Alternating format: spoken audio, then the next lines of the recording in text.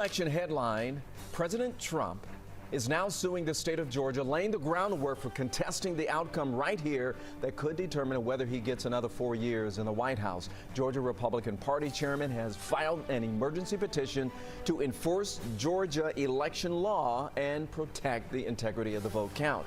His campaign has also filed suits in Pennsylvania and Michigan, and the president is asking for a recount in Wisconsin. This is as all eyes are on the few states still counting the votes to determine the next president. Joe Biden is the projected winner in Wisconsin and Michigan, moving him one step closer to those 270 electoral votes. And last, in Gwinnett County, ballots continue to be counted, right? So a process that may take up to 3 days. We're talking about nearly 10,000 ballots left, and that includes both provisional and absentee ballots. The counting of the ballots will begin tomorrow at 9 a.m. and may take around 3 days. We're going to have more on the counting of these ballots in the next half hour. 11 Alive News Primetime has team coverage across Metro Atlanta tonight as election results continue to roll in. That is the big story. Why don't we just kick things off with Brendan Keefe? He has been monitoring new numbers across Georgia. He joins us now with county by county. Thanks so much. Yeah, this is happening so quickly because the numbers are changing right before our eyes. In fact, I'd already had the number in my head of 45,000. Now, right now, Trump leads by 44,000 votes above Joe Biden in Georgia. Now, that's a lot of votes. Don't get me wrong. But this is out of nearly 5 million votes at this point, and there is still vote outstanding. 44,000 votes. When we started the day, we were looking at 70,000 votes. So that's already been cut almost in half. And essentially, just doing a rough count right now, just in the Atlanta metro. So that's these blue and deep blue counties, just in the Atlanta metro of 4 counties. I'm counting 75,000 votes outstanding at this point, and that is a conservative estimate. So that is obviously within the margin of where things can change. Is it likely? We don't know. Is it possible? Absolutely. That we do know. And so it's going to be really interesting to see where this develops over the next couple of hours. So let's actually zoom into where we are seeing things in certain counties. We've gotten some numbers from Chatham tonight. They have leaned toward Biden. That's been interesting. We've gotten some down from Albany and Dougherty County. That has leaned toward Biden. We've even gotten some next door, not too far away. Well, Houston County, which is red. Well, actually, even those votes that came in, again, many of these are absentee ballots, they've actually skewed a little toward Biden numbers, and they've actually helped in those numbers. But zooming into the metro, this is where things get really interesting. We've gotten numbers from Dekalb. In Dekalb right now, we're looking at 10,000 outstanding votes is what we think. Let me write this down so you can see it. So you got about 10,000 in Dekalb. In Gwinnett, we have about 9 to 10,000 outstanding.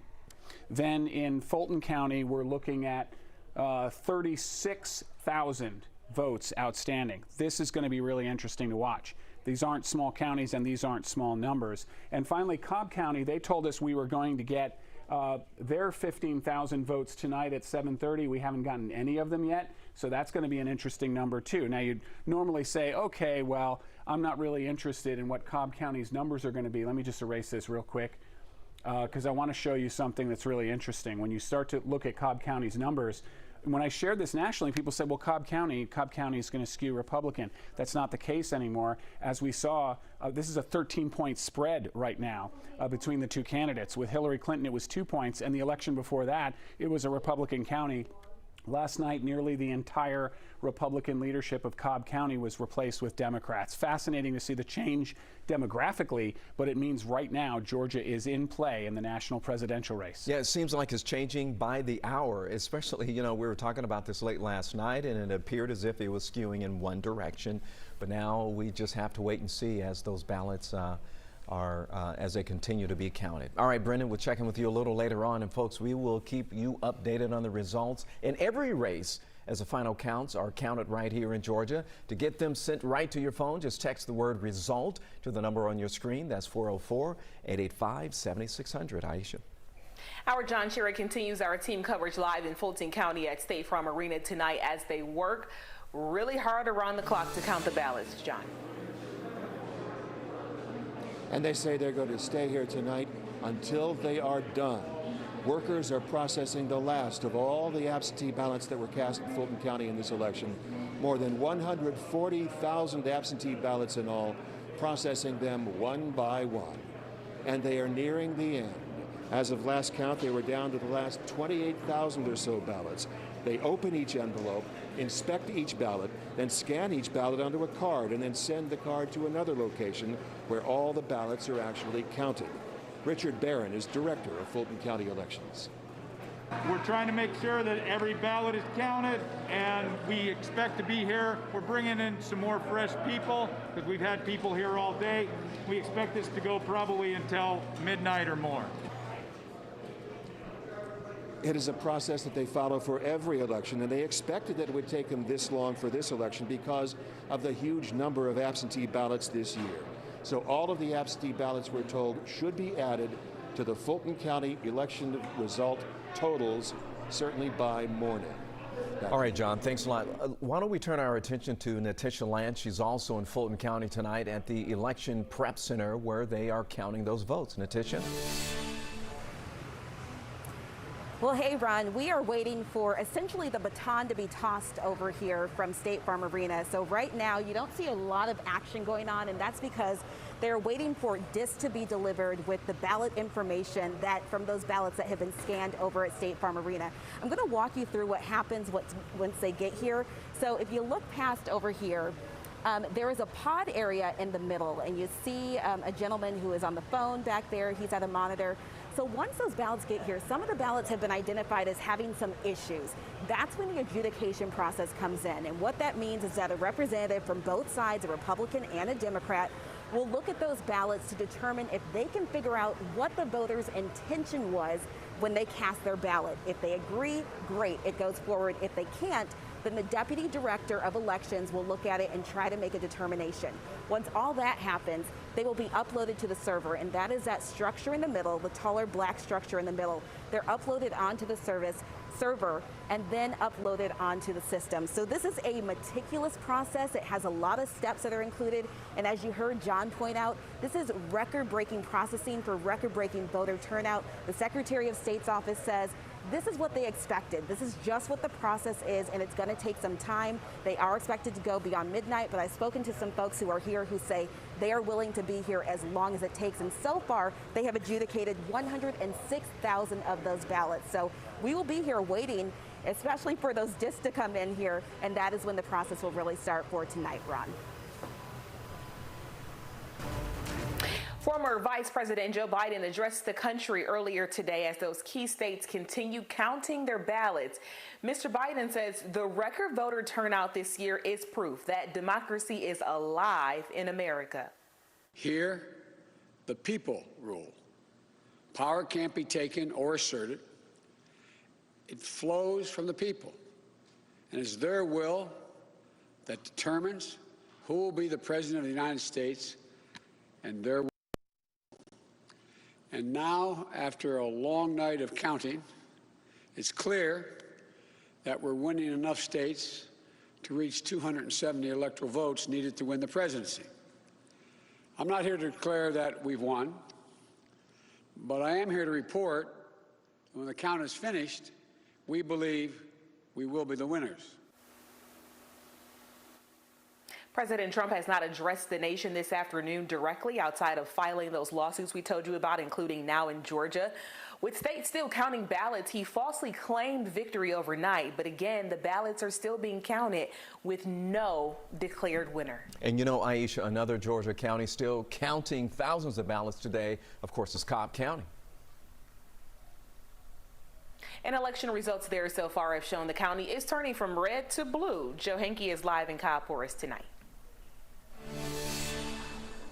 Well, and Aisha, we've been told today about 15,000 absentee ballots. That's what's left to be counted here in Cobb County. Election workers have been going through those ballots, processing them today. We've been told around 7:30 we might see those results show up on the Secretary of State's website, but so far we have not seen those numbers come through, so they could come through at any second. But as you mentioned, Cobb County in this election has been trending from Republican historically to more Democrat. So those 15,000 ballots, as Biden is close closing that lead on Trump, they could impact that race as well. But so far, the results here in Cobb have led to several key races already being called where Republican seats in key positions, county positions, have switched over to Democrats, with black Democrats taking those seats that have previously historically been held by white conservatives. One is in the sheriff's office. Neil Warren has been there since 1977 in various positions. He's been the longtime sheriff here in Cobb County. A Democrat, Craig Owens, will now be taking over as sheriff here in the county. He's a Army veteran. He received endorsements from both Republicans and Democrats during this election. He'll be Cobb's first black sheriff. Cobb County DA's office also will be run now by a Democrat, a former Assistant Solicitor General, Flynn Brody, who defeated Joyette Holmes. Holmes was appointed last year by Governor Brian Kemp when Vic Reynolds left the DA's office to go lead the GBI. Holmes was taking on the prosecution in the Ahmaud Arbery murder case out of Gwinnett County. We'll now see the incoming DA take over that prosecution. And also the top seat in the county on the county commission, it will now be run by Lisa Cupid. She previously held positions here in Cobb County. She'll be the first African-American woman to lead the commission. We talked with Cupid earlier this afternoon about her victory last night. Hoping that other people will be inspired. If it's history making, it's just history making for anyone that believes that they can get through a challenge and overcome and get to something better. In Gwinnett County, similar changes there last night of Republican positions flipping to Democrat. The sheriff, the DA's office, and also the county commission chair in Gwinnett County will all be filled by Democrats. We'll send it back to you in studio.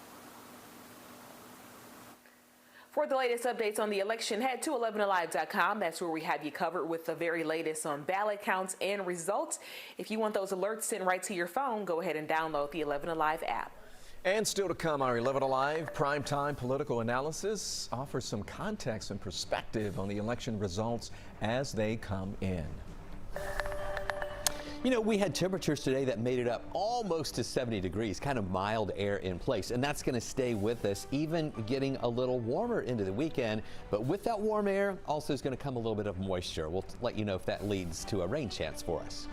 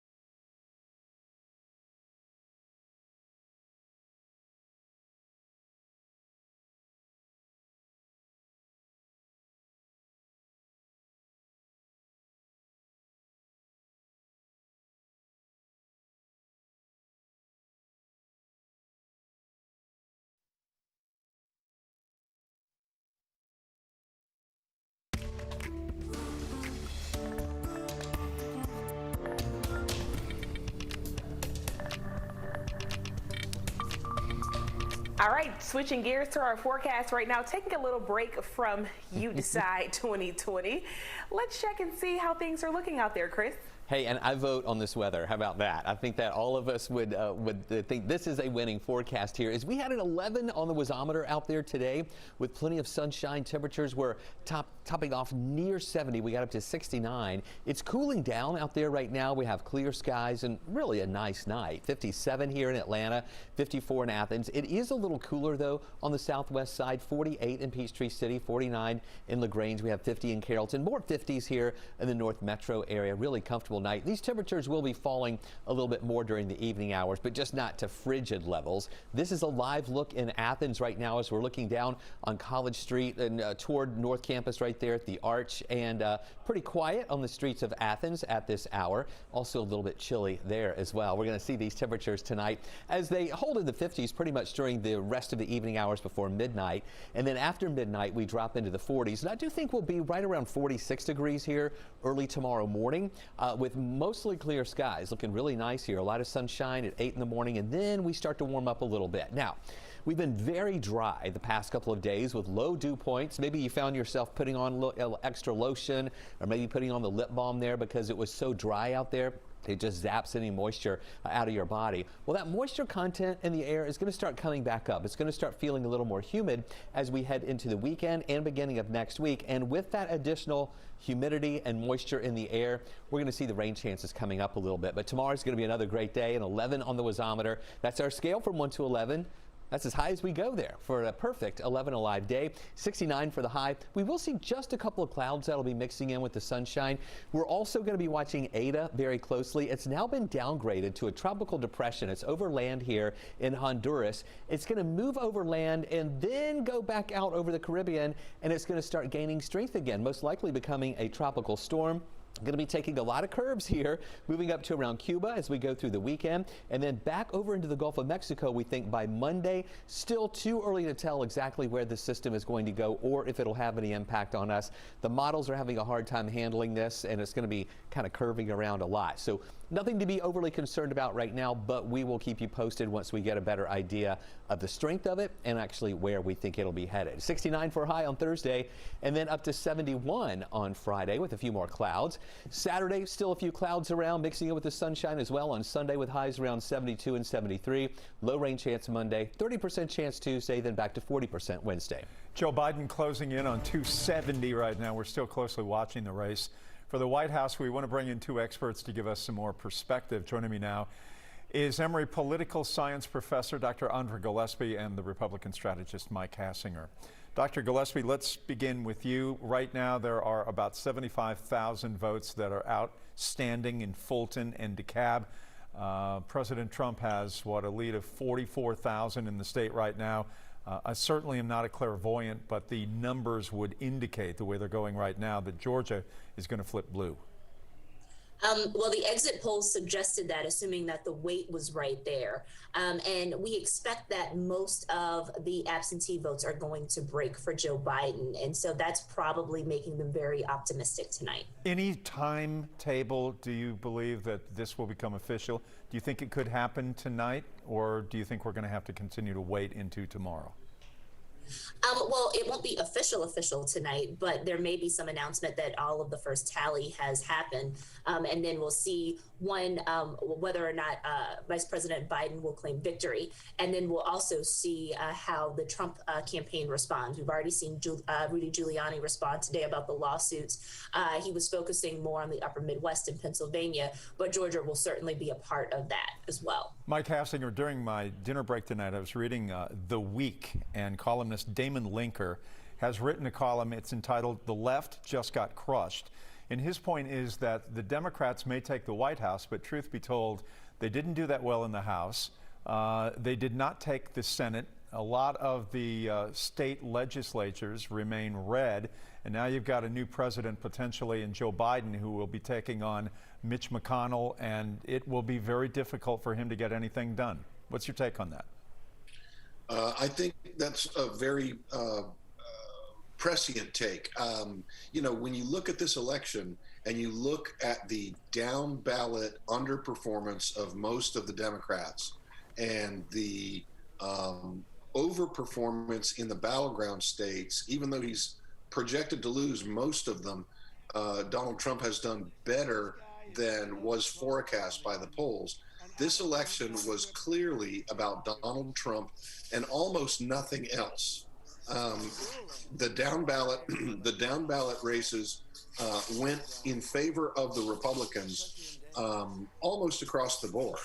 And if the Republicans can manage to hold the Senate majority and make a couple of nominal gains in the House, then we're looking at a traditionally, what we've come to call gridlock, where the government is the three branches of government are truly split down partisan lines. So I think that he's right on target with that. Dr. Gillespie, I have some friends that are involved with political campaigns for the Republicans here in the state, and they have told me in the past that if Donald Trump got swept out, I mean, if he really got roughed up in terms of a margin, that the Republicans might be forced to reboot by January.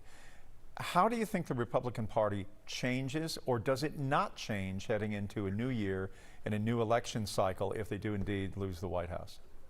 Well, I think that there are so many reasons for the Republican Party to reconsider their strategy. I mean, first would just be normative reasons, kind of, ethics, thinking about the overall climate in the country and whether or not we could sustain having this level of tension and this level of chaos.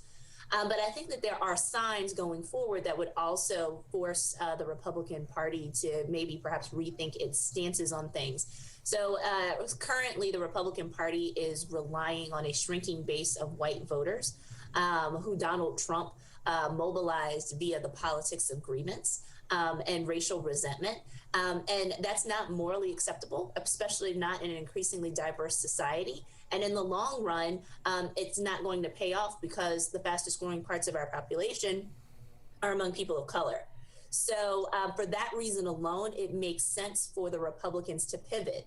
It may take a while. There still may be some hard bumps in the road, but eventually there is going to have to be that reckoning where the Republican Party deals with difference and figures out a way to try to respond to it in a way that's healthy and doesn't look obstructionist. Mike, I'm going to let you respond to that. Not here, I'm out of time, but the next time I talk to you, hold that thought, so to speak, because I want to hear what you have on that subject as well. Okay? Thank you.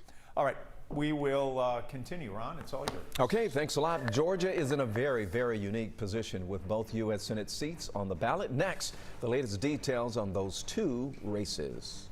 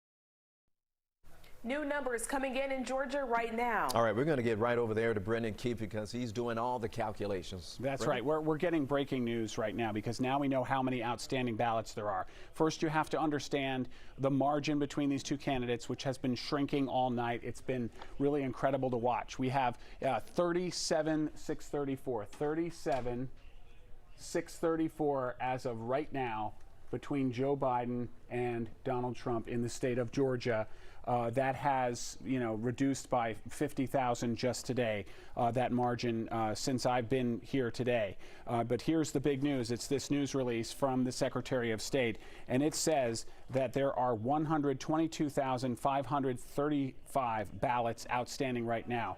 That's our breaking news. So all you have to do is this math. Out of 122,535 ballots still outstanding, with this margin, I will tell you this, every single county that has come in tonight, even red counties like Houston County, have actually come back with a margin at least slightly greater for Joe Biden than for President Trump. So that's very interesting when you start to look at these numbers. We just got the Cobb numbers in, all of them. We were expecting 15,000 votes. We got 14,032 in a new count. Again, these are legitimate votes from yesterday that have now been counted as of tonight. And I can tell you this, let's write it down real quick. We need to know this, okay? So in Cobb County, we have Biden gaining 10,103. And then we have Donald Trump with 3,929. Okay, pardon my handwriting there. You can see this split here. This is, more than, 3 to 1 have gone for Joe Biden in Cobb County, but we don't expect any more numbers out of Cobb County. If you subtract that 14,000 from the 122, we still have well over 100,000 votes still to come in tonight. And again, let's go back to the margin.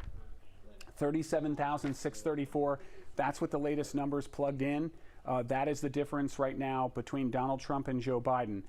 You know what? Let's jump over, just because we have a second, to the electoral map, because this is why this is so critical. This isn't just sort of an academic thing of, oh, well, Georgia, Georgia's not really in play. No, Georgia is in play right now, because if we what if this, let's just do a what if real quick. If we gave Georgia to Joe Biden with the AP map, this is the map that the Associated Press has already called these races, even though some of them, are still in question. But if you go by the Associated Press call, if you give the 16 electoral votes of Georgia to Joe Biden, he's at 280, and he wins the Electoral College by 10 votes. That's why this is so critical, and the nation is watching Georgia right now. And we'll be right back.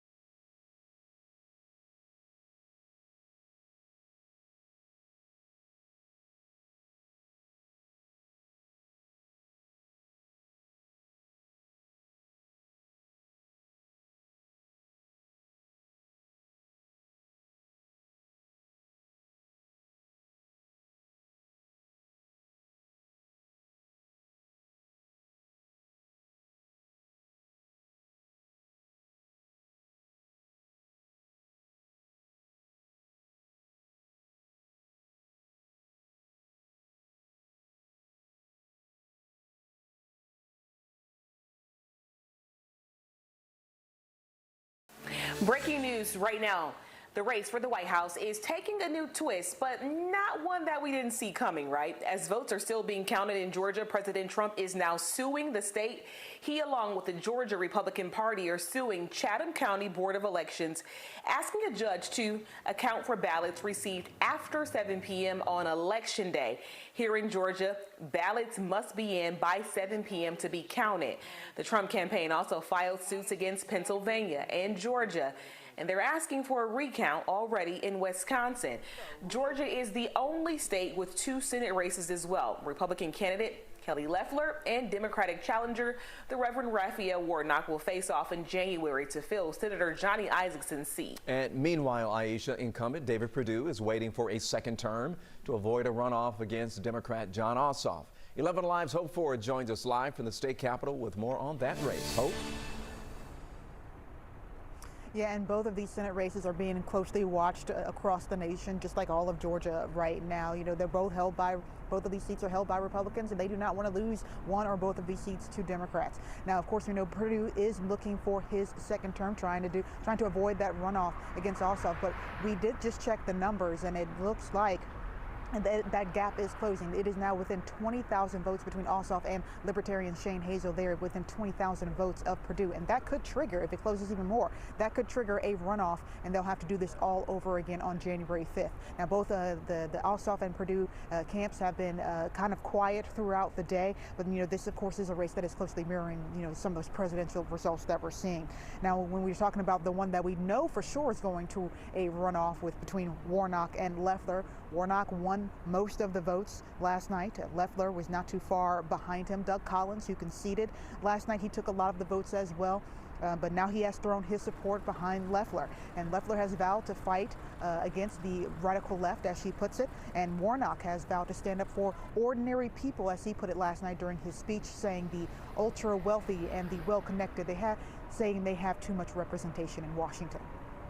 We're going to have a very targeted campaign at making sure Georgians understand what's at stake. It's jobs, it's opportunities, it's affordable health care, it's low taxes. Those are the things I'm fighting for. Ordinary Georgians understand that it's not about Raphael Warnock or Kelly Loeffler. Health care is on the ballot. A livable wage is on the ballot. Voting rights is on the ballot. And now that all of those other 18, 19 candidates have been eliminated, it's going to be interesting to see if they're going to have the same kind of high voter turnout that we've seen all year during that January special election. It's also going to be interesting to see what issues are going to dominate during that time. And actually, it was Doug Collins who told us a couple of weeks ago while he was campaigning, he said that he doesn't really think, no matter who wins, between him and Collins at the time, he said he didn't really matter. He believes that the issues are not going to matter at all. He believes, what he said at the time, that he doesn't think Democrats are going to vote for an ultra-conservative like Loeffler, and vice versa when it comes to conservatives and Warnock. So we know Warnock and Loeffler are headed to that runoff, and of course we're going to keep an eye on those numbers to see what happens between Purdue and Ossoff. I tell you what, it's going to be an interesting race for the next couple of months. All right, thanks a lot, Hope. Georgia will be sending a few new representatives to Congress pretty soon. Chanuhur is in downtown Atlanta following results in some of the biggest races for us tonight. Chanu?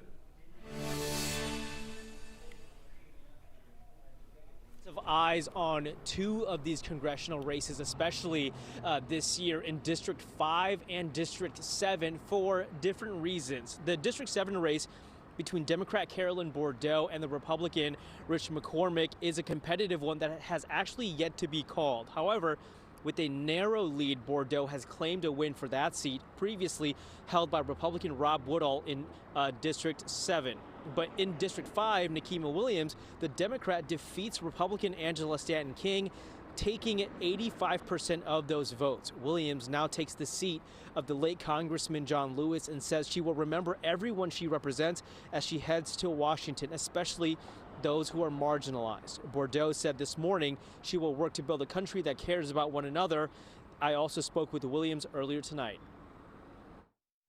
When we do that, we uplift everybody in our community. And so you don't have to wonder what I'm thinking or who I'm there to serve. I will work to build a country that believes in democracy, freedom, and justice. And again, like I mentioned, that race between the Democrat Carolyn Bourdeaux and the Republican Rich McCormick has yet to be called. Now, McCormick did not make a statement, but he did tweet that he wants to wait until all the final votes are in and tallied from Gwinnett and Forsyth County.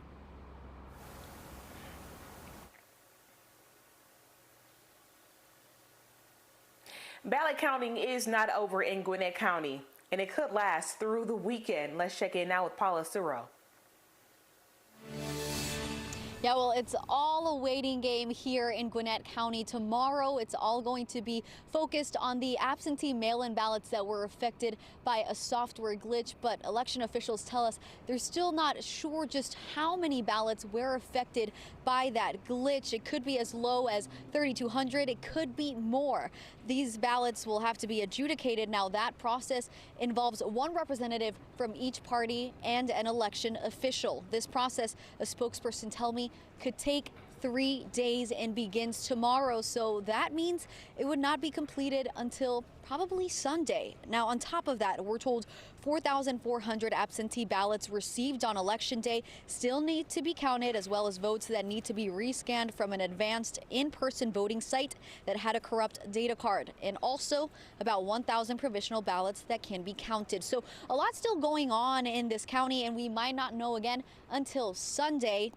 Election officials did work on provisional ballots here today at the Board of Elections behind me, and they had a deadline of 7 o'clock. They finished earlier, around 5, so they got to go home a little earlier. But we'll be back here Thursday around 9 a.m. because that's when the whole adjudication process will take place with those absentee mail-in ballots. Palms are sweaty, maybe your heart's beating a little bit fast. A lot of people are glued to their phones today, constantly checking in to see if there is a winner. Has a winner been declared in the presidential race? So the question tonight, if it's making you feel a little anxious, you're in good company. A lot of folks, whether it's here at 11 Alive or out there as a viewer. Latasha Givens has given us some tips on how to ease your frazzled nerves. This entire election cycle is not so much about casting a ballot, right? Therapist Leah Chapman-Mills says there's a level of fear on all sides that their voices may not be heard or their beliefs respected. And the anticipation is really a mask, right? Underneath all of that is just fear. This is the real life rendition of Waiting to Exhale. The whole nation is collectively looking to see in great anticipation, will their votes matter? Mills Chapman says if you were up all night watching the election results come in, if you've been fighting on Facebook or just pacing back and forth in your home, it's all normal. People, again, are functioning from an emotional part of their brain instead of looking at it from their thinking brain or the cognitive brain. Their trauma brain is activated, which means that their fight or flight responses are kicking in. She says even some physical pain is normal too. Many may also have what we call somatic symptoms or symptoms that's within the body. They may find that they are having headaches. They may find that they may actually have physical aches within their body. But Chapman-Mills says there are 5 things you can do today to start feeling better. First, limit your media engagement. Watch and read things at specific times, not for hours at a time. Second, do something today that you enjoy. Even if you don't think it will be fun, just do it. 3, give yourself grace for how you feel. It's probably normal. 4, get out of the house even if it's for a short time. Sunlight and fresh air can have a positive effect on your physical well-being. And 5, enjoy the people you have in your life. Allow them to have a greater impact over you than strangers. Feelings, they don't last forever, which means that moments don't last forever. This election is not, or the cycle of this election will not last forever. Man, really good advice there. From lawsuits to ballot counting delays, there are so many legal questions surrounding the 2020 election. Up next, our legal analyst joins us live to help give some perspective. We have plenty of dry air in place right now. That's indicated by the purple color that you see here on the map. But we are going to see a little more moisture moving our way as we go through the week, and that means the rain chances will eventually go up. I'll let you know when they'll be highest.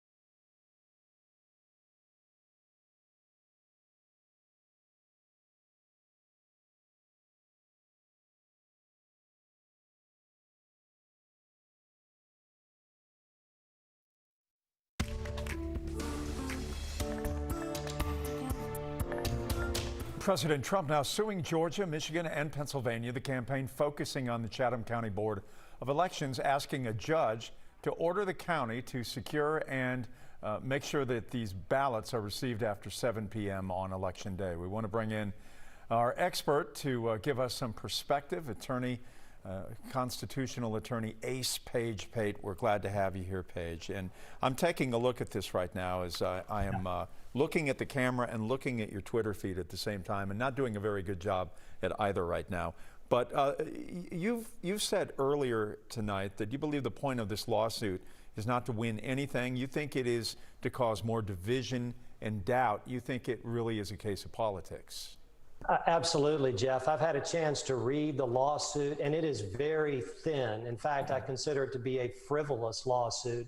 What the Georgia Republican Party and the Trump campaign are alleging is that maybe, just maybe, some of the absentee ballots may have been received after 7 o'clock yesterday and were put with other absentee ballots that were received on time. But they have no evidence to suggest that late ballots were accepted.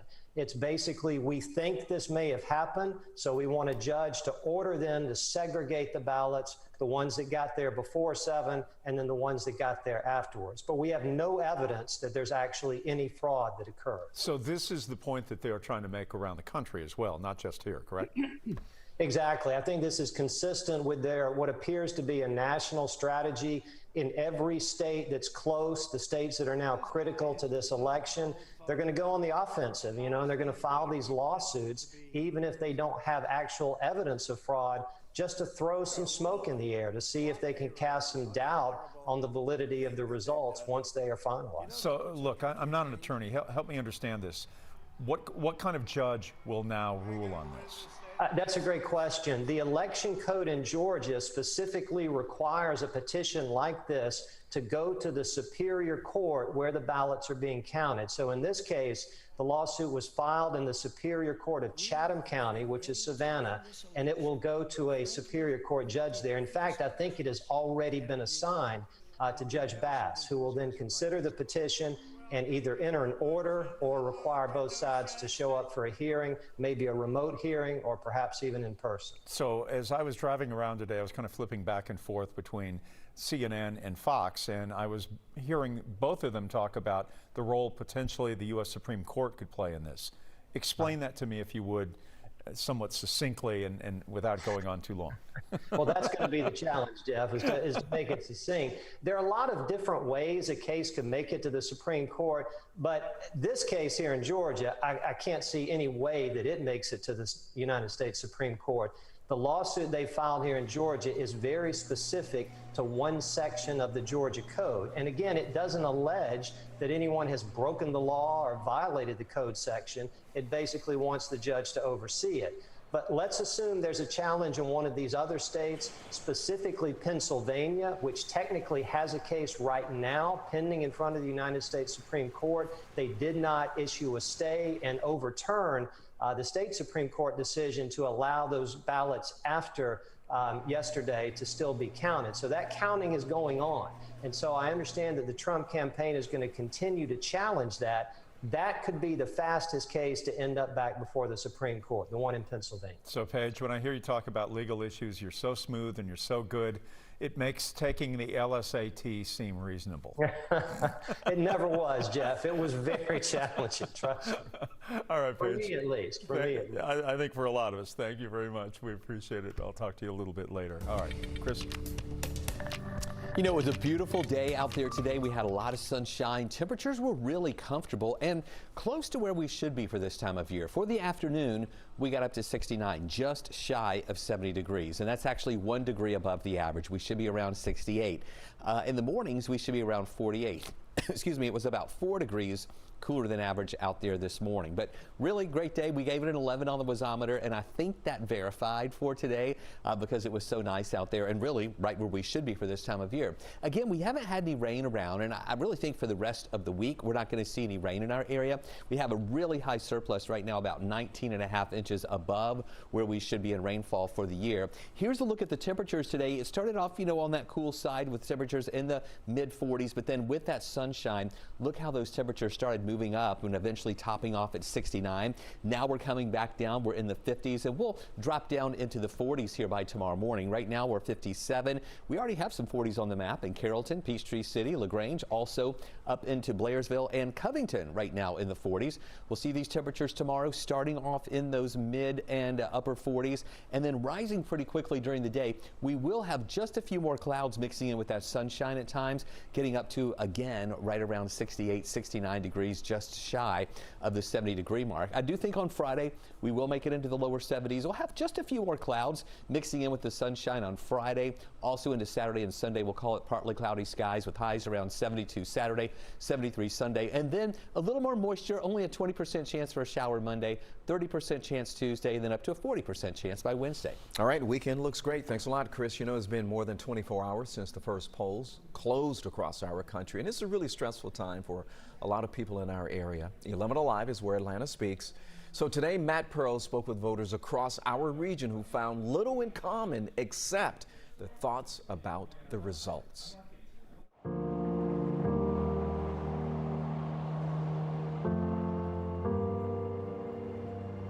I live in Dekalb County. Over in Oakhurst. Outskirts or the suburbs. Gainesville, Georgia. I support Biden. Biden.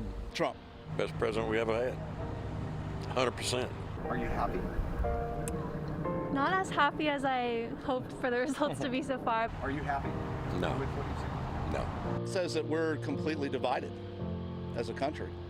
I mean, half and half. We are a divided people, heavily polarized, and people don't talk to each other. I've had people unfriend me because of support of my president, which I think is ridiculous. Is this a stressful time?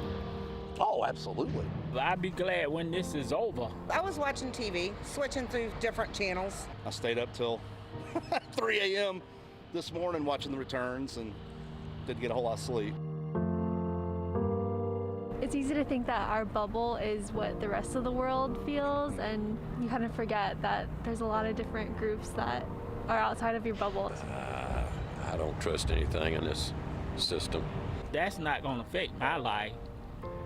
Either way you go. As far as for me and the people in my age group and everything like that, we're finally trying to see what is going to happen once we put these people in office.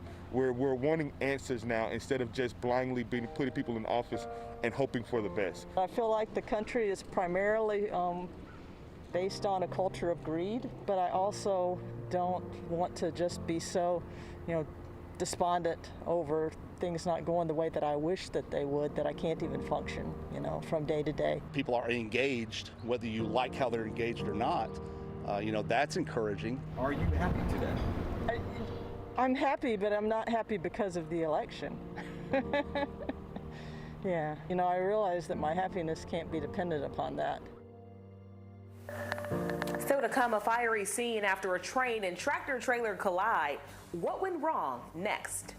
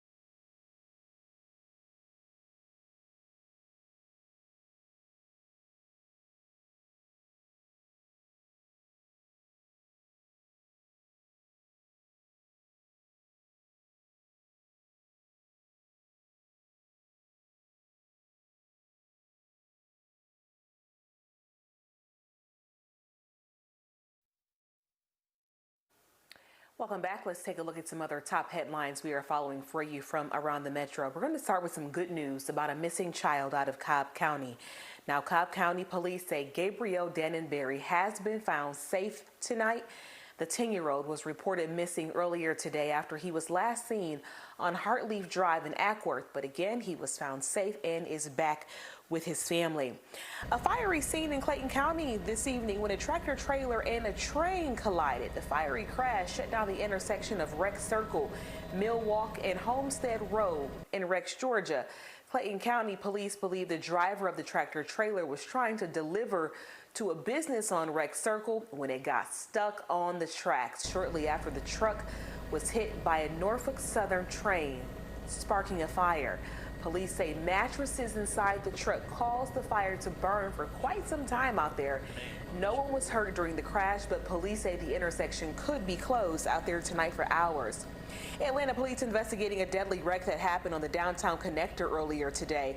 According to the officer, Anthony Grant, the wreck happened just before 4 p.m. When officers arrived, they found several vehicles involved there, including 2 cars that had collided with a motorcycle. The drivers of both cars were hurt and taken to Grady Memorial for treatment tonight. The motorcyclist was pronounced dead at the scene of the crash. 11 Alive Primetime continues after the break with more election results, team coverage. Stay with us.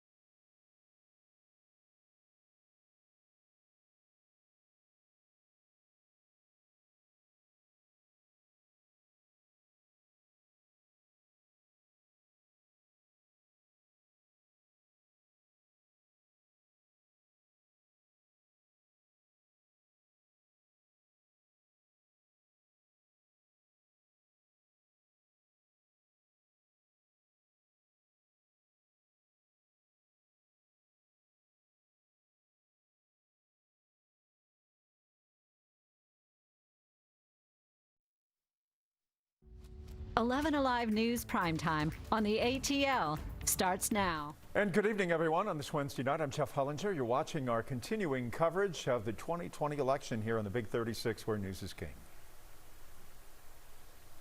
And I'm Aisha Howard. We begin tonight with breaking news. This is a developing story we've been following for you. President Trump's campaign has filed a lawsuit in Georgia over storing and counting the ballots. So here's the latest. The Trump campaign and the Georgia Republican Party filed a lawsuit against the Chatham County area, home to the Democratic-leaning city of Savannah. They're asking a judge to order the county to secure and account for ballots received after 7 p.m. on Election Day.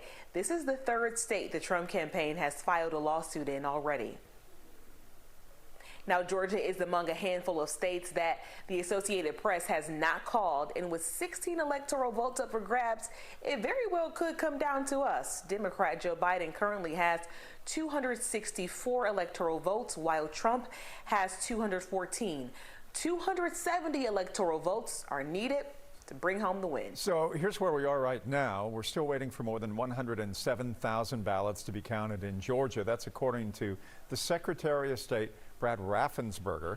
Now, what we know is this. It includes one from a few big metro counties like Fulton, Cobb, and Gwinnett as well. We have team coverage for you this evening with reporters out in many of those key counties. We're covering all of the key races, issues, and updates as we have now passed 24 hours since the polls have closed. We begin first by taking a closer look at the vote count here in Georgia. Brendan Keefe is our numbers chief. And Brendan, more than 107,000 votes still outstanding statewide. And that is not very good news for President Trump and the Republicans right now. No, it's not. But actually, this is one of those math problems that when I took this TV job, they told me I wasn't going to have to do. Well, guess what? It all comes down to the math right now. Why? 37,694. That's the lead right now. 37,694 for Donald Trump over Joe Biden. That sounds like a lot, except we have 107,000 outstanding ballots. Okay, let's do the math on that. Here's what needs to happen. Joe Biden will have to win at least 68% of those remaining 107 outstanding ballots in order to just basically tie Donald Trump at this point. That sounds like a lot, but let me tell you, we've been watching this all night, and we haven't yet seen a county come in, even a red or pink county, that's come in where the numbers have favored Donald Trump. And why is that? Because a lot of the counties that we're looking at, these are counties that are counting absentee ballots, they're counting these mail-in ballots, and those are going to generally favor Democrats, and a lot of them are coming from here. They're coming from the metro Atlanta counties, Fulton, Cobb, Gwinnett, Dekalb, Clayton, and we've seen those numbers come in all day. Well, here's what's really interesting. Remember that number I said? 68%, right? 68% is what Biden would have to win of these remaining 107,000 votes. Well, the largest number of outstanding votes we're still waiting for is right here, Fulton County. Let's look at the number. It's breaking 72-27. That doesn't mean he's winning 72%. Well, he's winning 72% of the vote that's in. Is he going to win 72% of the votes left to be counted in Fulton County? That's the question. As we jump back real quick, let's take a look at the electoral map, because I want you to see. Let's just do a little of this. Sorry, little housekeeping here, in order to look at the U.S. presidential race, and we're going to just do a what if on this, right? If you gave Donald Trump, or rather, if you gave Joe Biden in this case, if he was able to turn this around and actually invert these numbers and win those 68% of remaining votes, you give him Georgia's 16 electoral votes, he's at 280, and that's assuming, essentially he wins that. That's even without Nevada, that's without Pennsylvania, if these other states that the Associated Press has called hold as well. So that's without Nevada, without Pennsylvania, if Biden was able to win Georgia. But let's switch it around just to be fair, right? And let's give it back. And we're going to give it back to President Trump. Now, you would have to have Nevada, and that would take Biden to 270. That's why all eyes are on Georgia right now. These numbers are changing by the moment, and we'll keep updating you, so stay tuned. All right, Brendan, thank you. And we will be checking in with you very shortly as we see a continuation of these numbers. Mm-hmm. Now, one of the most closely watched counties in the entire country right now, Fulton County, where they are still counting the ballots, tabulating them up late into the night for a second straight night there. John Sherrick joins us now from State Farm Arena, where he just talked to the elections director there tonight. John. Right, and they say they're going to stay here tonight until they are done. Workers are processing the last of all the absentee ballots that were cast in Fulton County in the election. More than 140,000 absentee ballots in all, and they are processing them one by one. They are nearing the end. At last count, they were down to the last 28,000 or so absentee ballots. They open each envelope, inspect each ballot, then they scan each ballot onto a card and then send the card to another location where all the ballots are actually counted. Richard Barrett is the director of Fulton County Elections. We're trying to make sure that every ballot is counted, and we expect to be here. We're bringing in some more fresh people because we've had people here all day. We expect this to go probably until midnight or more.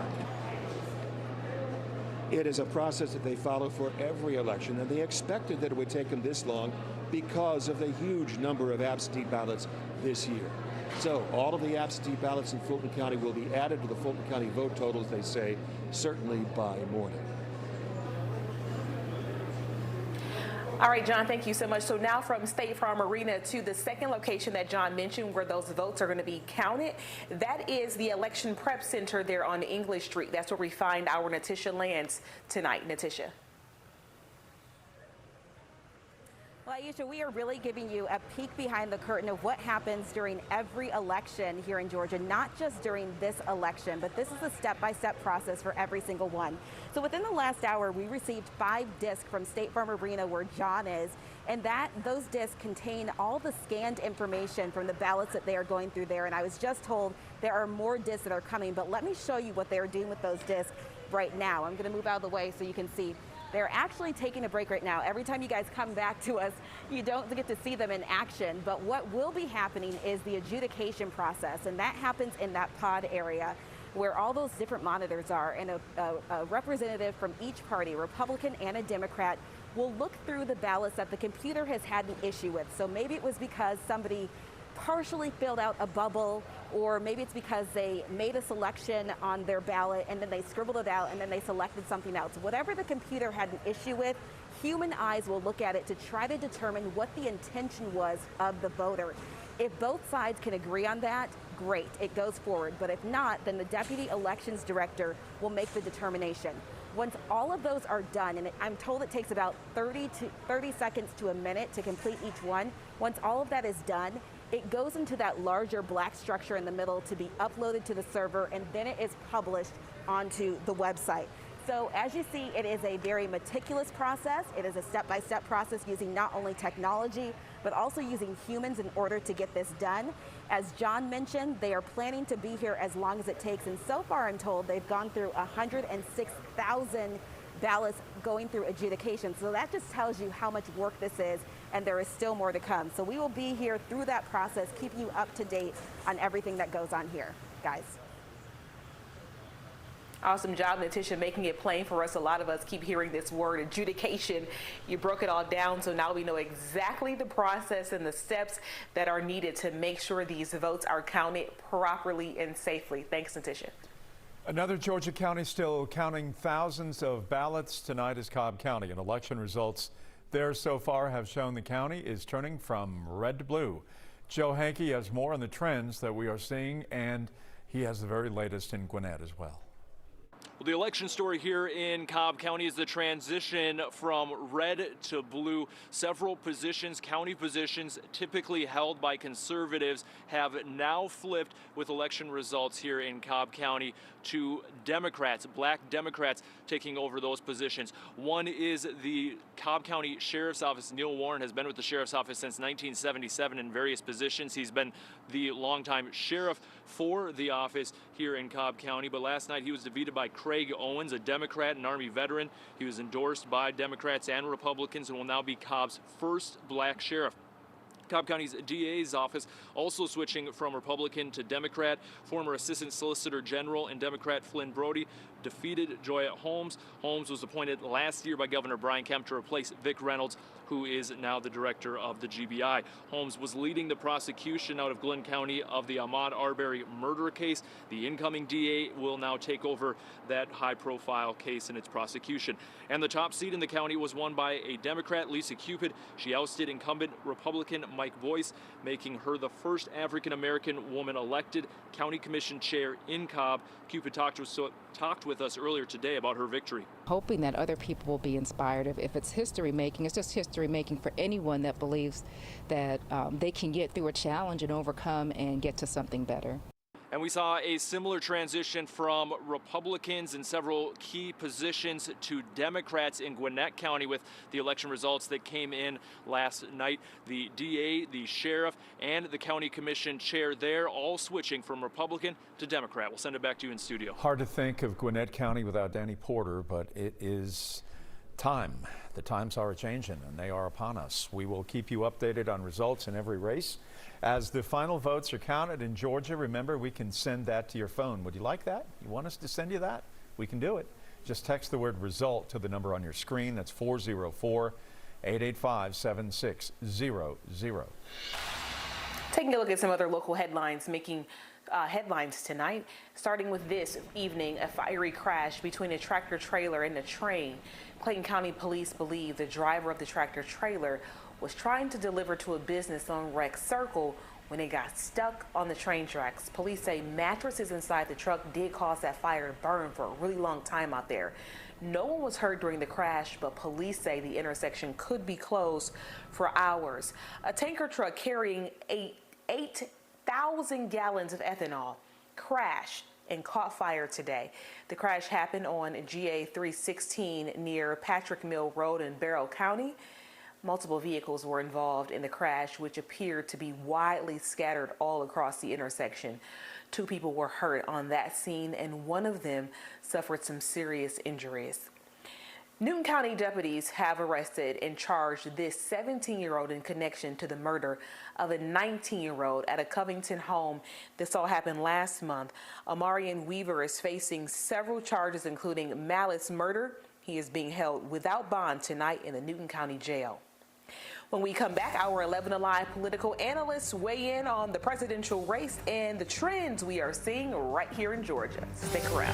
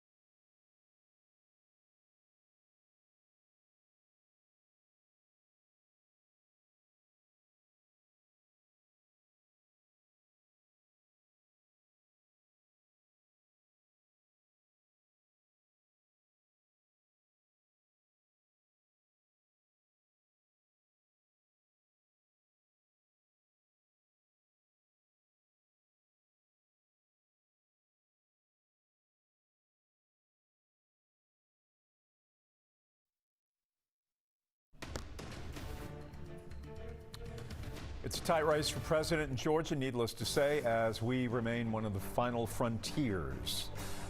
Not called for President Trump or Joe Biden yet, and it could very well come down to Georgia. Joining me now, our 11 Alive political analyst, Dr. Andra Gillespie, political science professor at Emory University, and the Republican consultant, Mike Hassinger. Guys, when I last spoke to you 30 minutes ago, we talked a little bit about the GOP rebooting in January. if need be. And Dr. Gillespie had her view, her take on this issue. I promised Mike that he would get the first serve here when we came back in 29 minutes and 30 seconds. So Mike, your view on the Republican Party going forward after the results of what we have seen or are seeing right now. I don't think you're going to see a Republican Party rebooting. I think you're really more likely to see a Democrat Party rebooting. The reason being that this election seems to have been about Donald Trump and Donald Trump only. The down-ticket races resulted in a Republicans holding a majority in the Senate so far and probably gaining a few seats in the House of Representatives. There was no blue wave. There was no moral victory. And Republicans have learned, I think, if they're smart, will have learned that a sharp-edged, devil-may-care, devil-take-the-hindmost approach to your political opponents serves them well as long as they can temper that approach without the weaknesses and downsides that Donald Trump brought. The party of grievance was the phrase that Dr. Gillespie used that really caught my ear. It wasn't Republicans who described their political opponents as a basket of deplorables or bitter clingers to guns and religion. It's not Republicans who are claiming victimhood of everything from sexism to the patriarchy to institutional racism. I think eventually, if there's to be a rapprochement, both sides are going to realize that trench warfare cannot be won, and you must call a truce to get something done. And that will be the silver lining for Republicans. That's not a reboot. That is a rethinking of their tactics, not their strategy. Dr. Gillespie, your turn. Your view of that. So Mike Hassinger is a good friend, and so we can have this argument and agree to disagree on these issues. But I mean, I would say that what we witnessed in the last 4 years was Donald Trump tapping into a certain level of resentment and a certain level of entitlement and a certain reluctance and resilience to share power and to share resources with other people. And I would characterize that as actually being the ultimate politics of victimization. And, you know, given today, the Trump campaign's, willingness to go to court over losing an election and trying to stop legitimate votes, like that actually just strikes me as the epitome of victimhood personified. All right, Mike? I'll absolutely concede all of that as belonging to Donald Trump and owned by Donald Trump. Again, this is election about him. It's not a referendum on the Republican Party, as evidenced by the down-ticket victories we've had. Dr. Gillespie, who will, do you think, emerge as a leader in the Republican Party post-Donald Trump if he does indeed lose? I think that's going to be difficult. I want to see how Mitch McConnell maneuvers, assuming that he maintains his position as Senate Majority Leader. In the House of Representatives, Kevin McCarthy is likely to keep his position. And so I think it becomes a question of how much does he cater to the Freedom Caucus versus how much does he try to reach out to the remaining centrists? Many retired this year. And so we'll just have to see kind of, how that's navigated. Dr. Gillespie, Mike Hassinger, thank you. A very lively segment here at 15 past the hour on 9 o'clock. And we will talk to you guys in about 30 minutes. Thanks, Aisha. Thank you.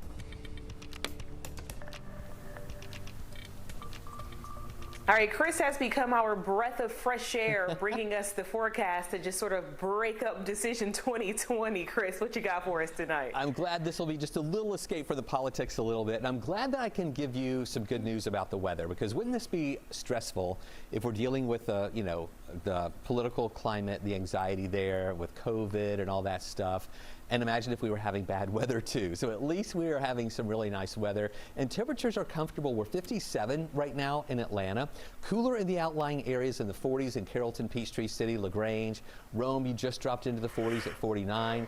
Blairsville is in the 40s too. Covington, you're in the 40s. Everybody else is in the 50s. And a lot of times when we see clear skies like this and calm air, some places cool off faster than others, and that's why we're seeing a wide range of temperatures out there. We'll be in the low 50s in town until most likely around 11 o'clock and maybe even to around midnight. Then after midnight, that's when we drop into the 40s. And then by tomorrow morning, we'll be in the mid 40s. I think we'll bottom out right at about 46 degrees. It's going to be mainly clear. We'll have a lot of sunshine to start the day tomorrow, and temperatures are going to warm up pretty nicely. Now, here's a look at our dew point, and this is the amount of moisture that is in the atmosphere, the measure of the amount of moisture that is in the atmosphere. And it's been really dry out there today with dew points in the 40s, so it's really dry, really pleasant. What's going to happen over the next few days is we're going to start seeing just a little more of the moisture content in the air moving back into our area. You know, not muggy or overly humid or anything like that, but with that additional moisture content, we'll start to see a few more clouds mixing in with the sunshine, and then eventually getting into next week, as more moisture moves in, we will see those rain chances that will start coming up just a little bit. But tomorrow, another great day. Today was an 11 on the wasometer, and I think that verified, don't you? With all that sunshine around, temperatures in the upper 60s, right where we should be for this time of year. We'll do it again tomorrow. There may be just a couple of additional clouds out there. Chesley and I, though, talked about it. We think it's going to be enough clouds to drop us away from 11, so we're going to hold on to that 11. Now, here's a look at what we're watching. This is Ada. That the center of the storm now is right about here, right there at the Honduras and Nicaragua line. This is going to stay, over land for a day or so, and then move back out over the Caribbean, over Cuba, and then it may curve back into the Gulf of Mexico. Way too early for us to tell exactly if it's going to have any impact on us yet. We'll keep you posted as we get more on those tracks. 69 for a high tomorrow, 71 Friday. Looks like we'll stay dry into the weekend with temperatures in the 70s, and then low rain chances Monday at 20%, 30% chance Tuesday, then 40% chance on Wednesday. Georgia is in a very unique position with both U.S. Senate seats on the ballot. Next, the latest details on those two races.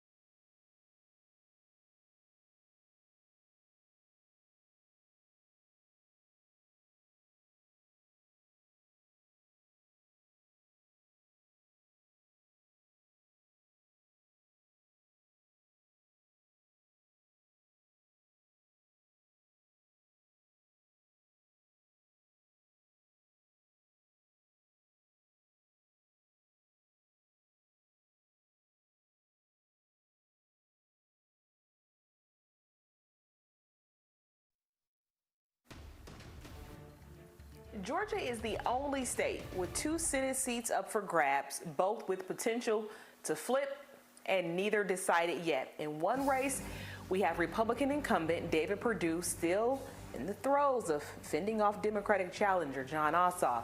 It's still too close to call, with the possibility of heading into a runoff in that race. And then the special Senate race will head to a runoff in January, where Republican incumbent Kelly Loeffler will face Democratic newcomer Reverend Raphael Warnock there in that one.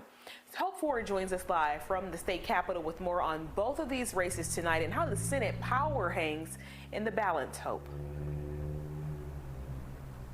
You know, both of those seats, of course, are held by Republicans right now, so they don't want to lose one or both to the Democrats and possibly shift any of that power over to the Democrats. So we know that that there is that one runoff that is a definite. Of course, we're keeping an eye on the Purdue Ossoff race right now. Purdue has continued to lead, but that gap is kind of closing. Last time we checked, Ossoff and Libertarian Shane Hazel, they are within about 20,000 votes. So that could trigger a runoff, and then they have to do this all over again on January 5th. And as we saw from before with those campaign ads, it was a pretty brutal back and forth between the two of them, and so they might be gearing up for round two if it heads to a runoff.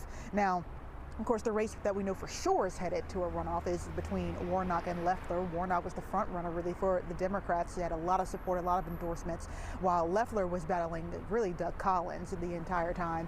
And Collins did concede last night. Now he has thrown his support behind Loeffler. And now Loeffler and Warnock are already jumping in and laying out the issues they say are important to them and Georgians as they head into the next couple of months of campaigning. We're going to have a very targeted campaign at making sure Georgians understand what's at stake. It's jobs, it's opportunities, it's affordable health care, it's low taxes. Those are the things I'm fighting for. Ordinary Georgians understand that it's not about Raphael Warnock or Kelly Loeffler. Health care is on the ballot. A livable wage is on the ballot. Voting rights is on the ballot. And Warnock kind of lucked out before, you know, when it came to campaign ad attacks, because the Republicans were really battling each other. But now that it's one-on-one, Loeffler and Warnock have already taken aim at each other, with Loeffler calling him the most radical candidate in the country and Warnock calling her extreme. So it's going to be interesting to see how that race plays out. Of course, we're still keeping an eye on the Purdue Ossoff race to see if that's going to be a runoff or if Purdue will keep the seat. Georgia will send 4 new U.S. representatives to Congress. What we don't know yet is if Democrats will pick up another seat. We'll explain coming up.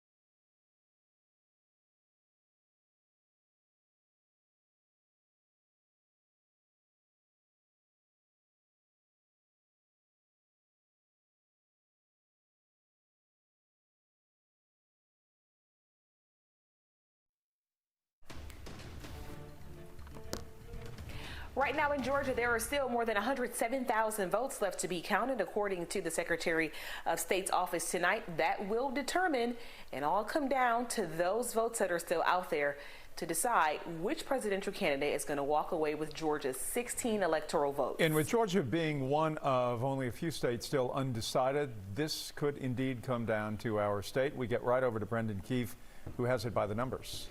It sounds like a very big if.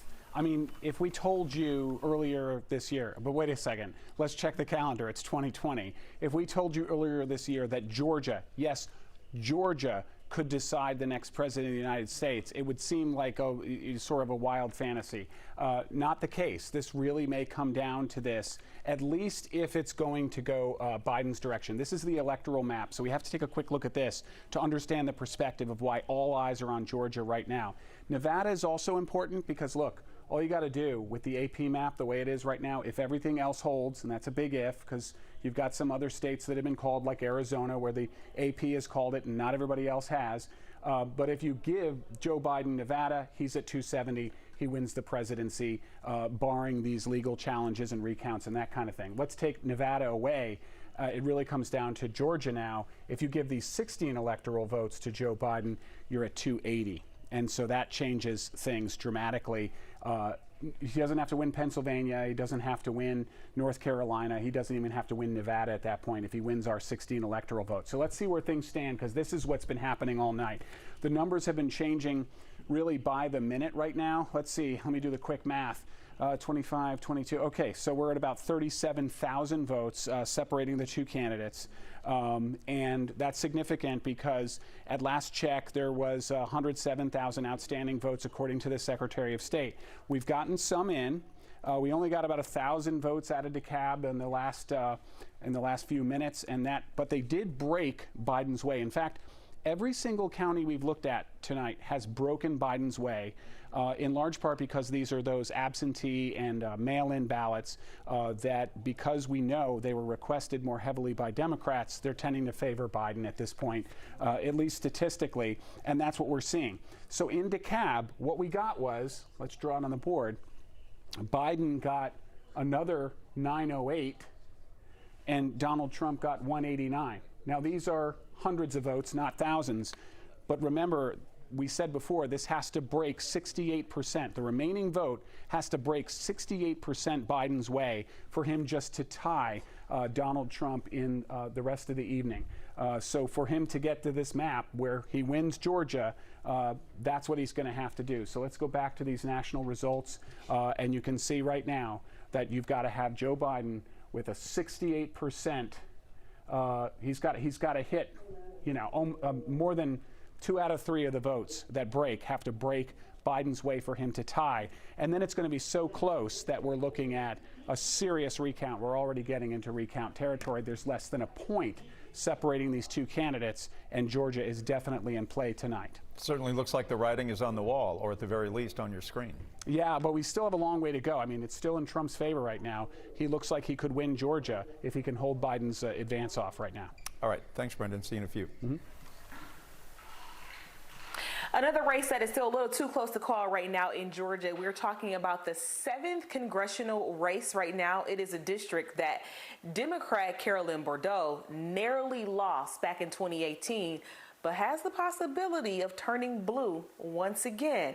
All right, so here's what's going on with this one. The 6th district will once again go to Lucy McBath, who defeated Republican Karen Handel, and filling the seat formerly held by the late John Lewis, Democrat Nakima Williams. Our Chanuhur joins us now live from with more on what this means for both of those districts tonight. Chanu. Yeah, Aisha, 2 of those races you mentioned are races that there were lots of eyes on this year, and that is Congressional District 5 and Congressional District 7, both of which people were paying a lot of attention to for different reasons. So the District 7 race between Democrat Carolyn Bourdeaux and Republican Rich McCormick is a competitive one That's a race that has yet to be called. Bordeaux is only leading right now by about 8,600 votes.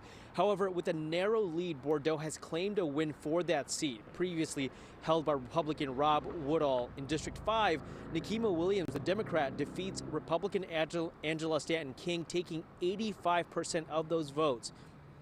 Now, Williams now takes that seat of the late Congressman John Lewis and says she will remember everyone she represents as she heads to Washington, especially those most marginalized. Bordeaux said this morning she will work to build a country that cares about one another. I also did speak with Williams earlier tonight. When we do that, we uplift everybody in our community. And so you don't have to wonder what I'm thinking or who I'm there to serve. I will work to build a country that believes in democracy, freedom, and justice. Now, Bordeaux's opponent, the Republican Rich McCormick, has not made a statement about this, but he did tweet saying that he won't be making that statement until all the votes are counted from Forsyth and Gwinnett counties. Chanuhur reporting for us in Midtown Atlanta tonight. Thank you.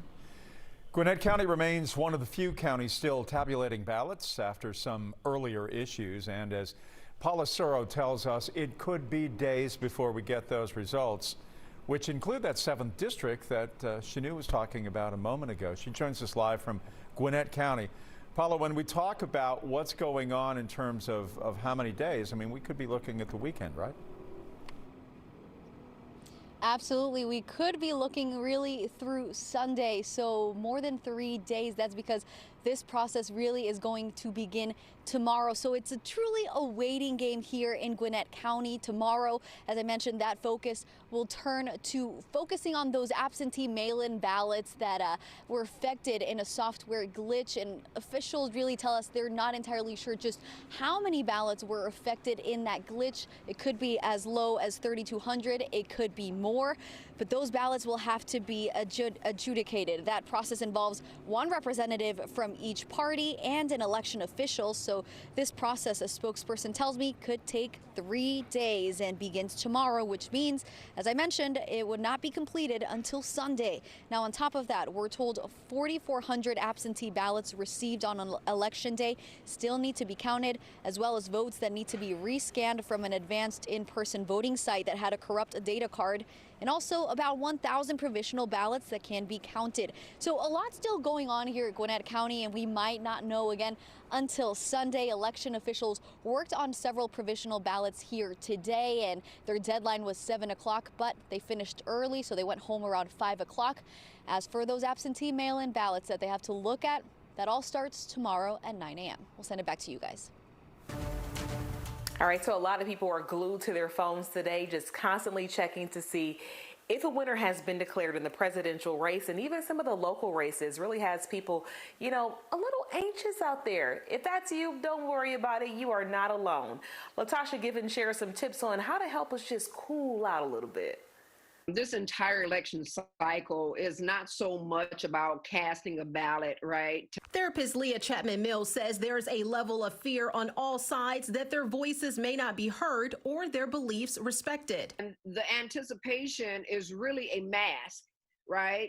Underneath all of that is just fear. This is the real life rendition of Waiting to Exhale. The whole nation is collectively looking to see in great anticipation, will their votes matter? Mills Chapman says if you were up all night watching the election results come in, if you've been fighting on Facebook or just pacing back and forth in your home, it's all normal. People, again, are functioning from an emotional part of their brain instead of looking at it from their thinking brain or the cognitive brain. Their trauma brain is activated, which means that their fight or flight responses are kicking in. She says even some physical pain is normal too. Many may also have what we call somatic symptoms or symptoms that's within the body. They may find that they are having headaches. They may find that they may actually have physical aches within their body. But Chapman Mills says there are 5 things you can do today to start feeling better. First, limit your media engagement. Watch and read things at specific times, not for hours at a time. Second, do something today that you enjoy. Even if you don't think it will be fun, just do it. 3, give yourself grace for how you feel. It's probably normal. 4, Get out of the house even if it's for a short time. Sunlight and fresh air can have a positive effect on your physical well-being. And 5, enjoy the people you have in your life. Allow them to have a greater impact over you than strangers. Feelings, they don't last forever, which means that moments don't last forever. This election is not, or the cycle of this election will not last forever. When we come back, a closer look at the presidential race and the trends we're seeing here in Georgia.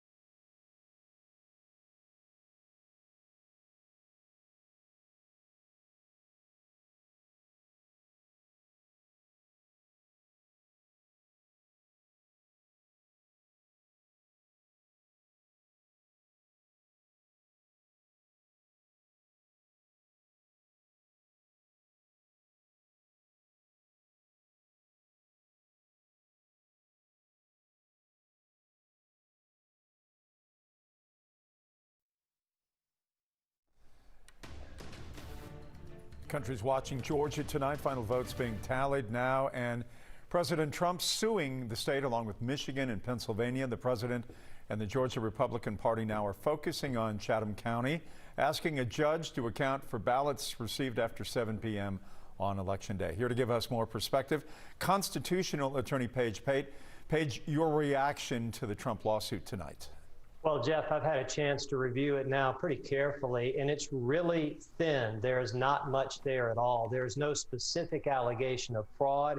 There's only some speculation that some of the ballots may have been mixed together with another set of ballots, but no direct evidence that any ballots that were received after 7 o'clock yesterday were counted or tabulated. So I think it's a preemptive strike, so to speak.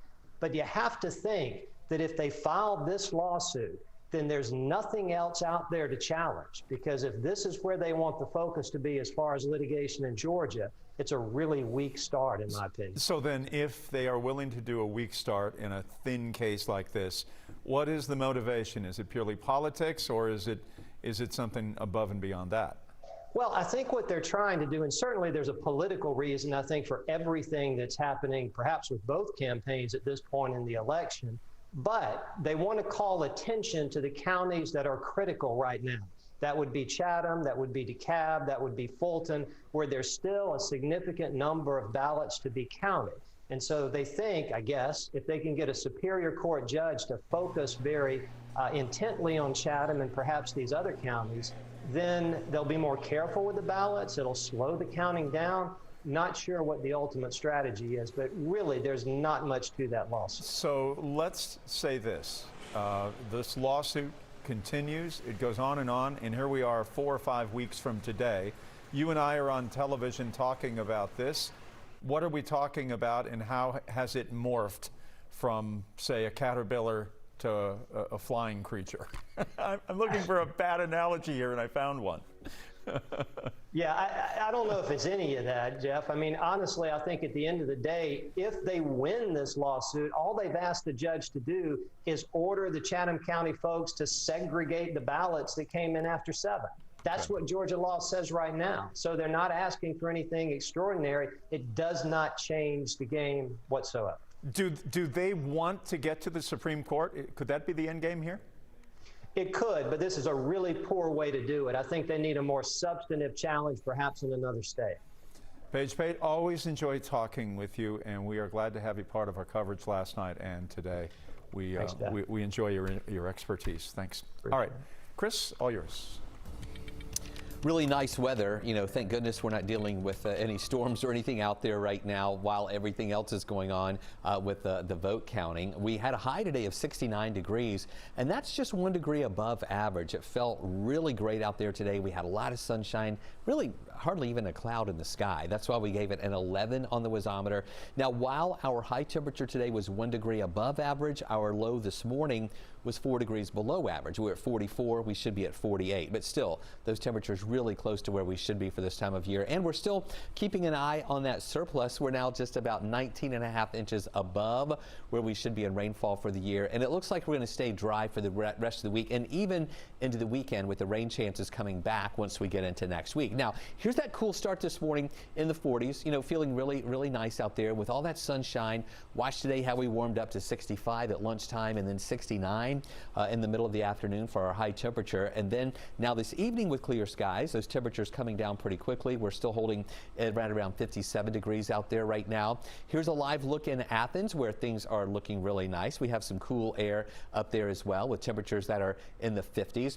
Through the rest of the daytime hours tomorrow, we start off around 7 in the morning near 46. By 8 o'clock, we're at 49. And then look at these quick jumps. At 10 o'clock, we're already up to 59. At noon, 65. And then topping off right around 69 degrees in the afternoon tomorrow. Notice we've got a couple more clouds, though, that are mixing in with that sunshine. They're not going to be rain producers. It's not overcast or anything like that. Just a few clouds that'll be mixing in. So temperatures stay above average. As we finish out the week, we're going to see upper 60s and lower 70s.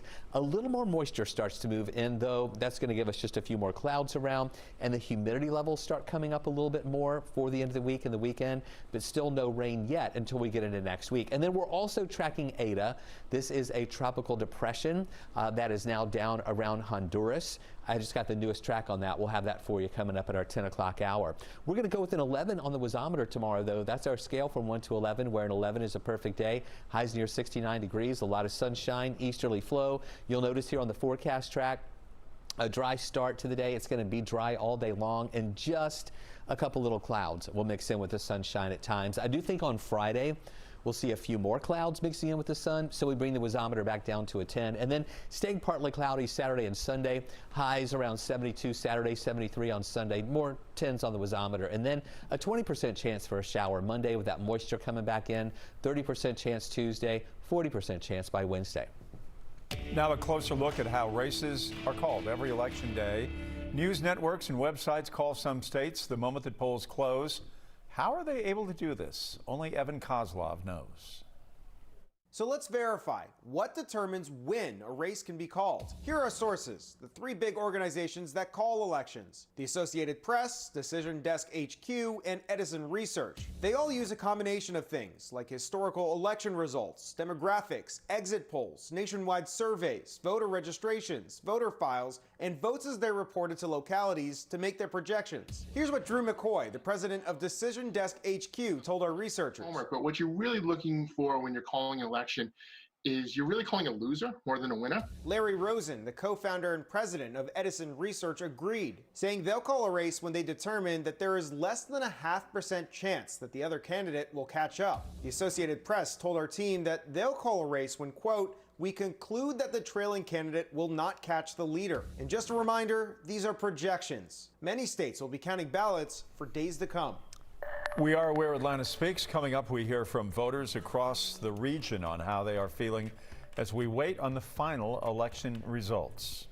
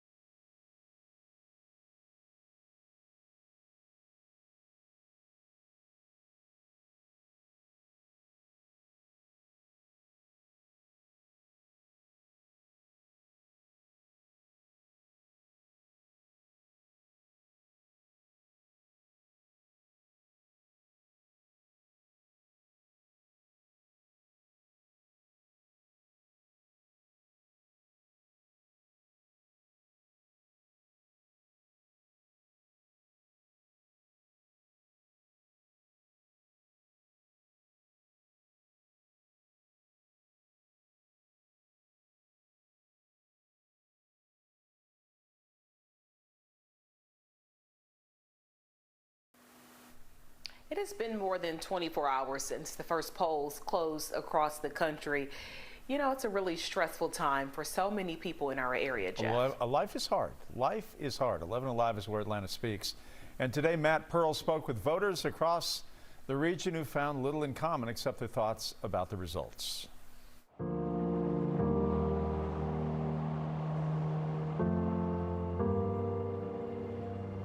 I live in Dekalb County. Over in Oakhurst. Outskirts or the suburbs. Gainesville, Georgia. I support Biden. Biden. Trump. Best president we ever had. 100%. Are you happy? Not as happy as I hoped for the results to be so far. Are you happy No. with what you've seen? No. It says that we're completely divided as a country. I mean, half and half. We are a divided people, heavily polarized, and people don't talk to each other. I've had people unfriend me because of support of my president, which I think is ridiculous. Is this a stressful time? Oh, absolutely. I'd be glad when this is over. I was watching TV, switching through different channels. I stayed up till 3 a.m. this morning watching the returns and didn't get a whole lot of sleep. It's easy to think that our bubble is what the rest of the world feels, and you kind of forget that there's a lot of different groups that are outside of your bubble. I don't trust anything in this system. That's not going to affect my life. Either way you go. As far as for me and the people in my age group and everything like that, we're finally trying to see what is going to happen once we put these people in office. We're wanting answers now instead of just blindly putting people in office and hoping for the best. I feel like the country is primarily based on a culture of greed, but I also don't want to just be so, despondent over things not going the way that I wish that they would, that I can't even function, from day to day. People are engaged, whether you like how they're engaged or not. That's encouraging. Are you happy today? I'm happy, but I'm not happy because of the election. Yeah, I realize that my happiness can't be dependent upon that. People just experiencing such an array of emotions. I think compassion and understanding will go certainly a long way in these times, Jeff. That's going to do it for us here in the 9 o'clock hour. Thanks for joining us for continuing coverage of the 2020 election. It is continuing and continuing. More news and weather coming up next here on the ATL, and those results still on 11alive.com, Jeff. We are without end, and that's good. We'll see you in a few minutes.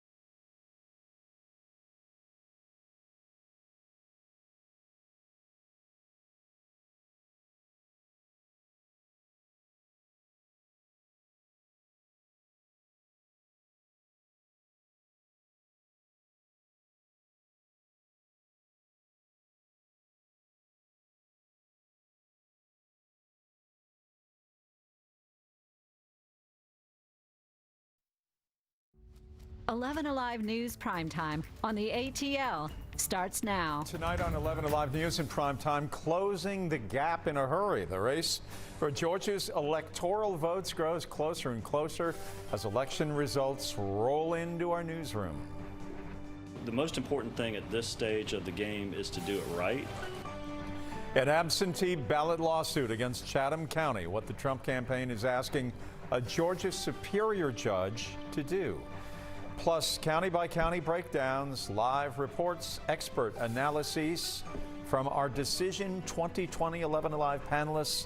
Oh, man, they are good. Oh, yeah, they're really good. By the way, 11 Alive News Prime Time has team coverage all across Metro Atlanta tonight as the election results continue to roll into our newsroom. The race for Georgia is still too close to call as several counties in Metro continue to count absentee and provisional ballots. We have been bringing you new information from all across the state tonight, so Brendan Keefe is here to let us know what the latest is county by county. Brendan? Yeah, it's really exciting, Ron, how quickly this has developed, no matter which candidate you're pulling for, because essentially Georgia could determine the next president of the United States. That's how close this race is. Georgia is not only a swing state, but right now it is definitely in play. It looks like 50-49 here right now, right? But you're not seeing the hundredths of a point. That's how close it is. It's actually less than 1 point separating the two candidates right now. So let's write down the real numbers. 49.73 to 49.04.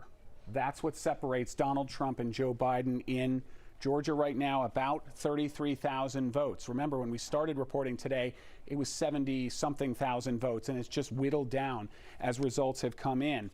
We're also getting fresh numbers now from Fulton County. I want to head over to Fulton County because I want you to see, that's Dekalb, let's head over to Fulton, because in Fulton, we just got a lot of numbers. Now, they said they had 29,000 votes left to count. They're expecting to have the balance of the Fulton County vote reported by about 3 a.m. And that's, again, 29,000 votes. You can already see the spread here. Now, before I give you the numbers, I want to tell you that earlier we reported that Joe Biden would have to win at least 68% of the remaining vote as the screen updates. We're getting these fresh updates. He would have to win 68% of the remaining vote just to tie Donald Trump. Well, these numbers right now that we just got, let's write them on the board. We've got, for Joe Biden, 18,358 new votes. Now, again, these aren't newly cast votes. These are newly counted votes, votes that were already cast yesterday, or they were absentee, or they were mail-in votes. And for Donald Trump, 4,708. The percentage there, if my math is correct, is 79.54% for Joe Biden out of those new numbers. Now, again, he has to do at least 68%. He's actually doing better than that in the numbers that are coming in. Now, we're seeing it tilt back and forth a little bit because there are some numbers in those outlying counties. But remember, when you're getting information from some of those outlying counties, as we refresh the screen here, what happens is they're smaller counties. So yeah, did we get some numbers in from Forsyth? We absolutely did.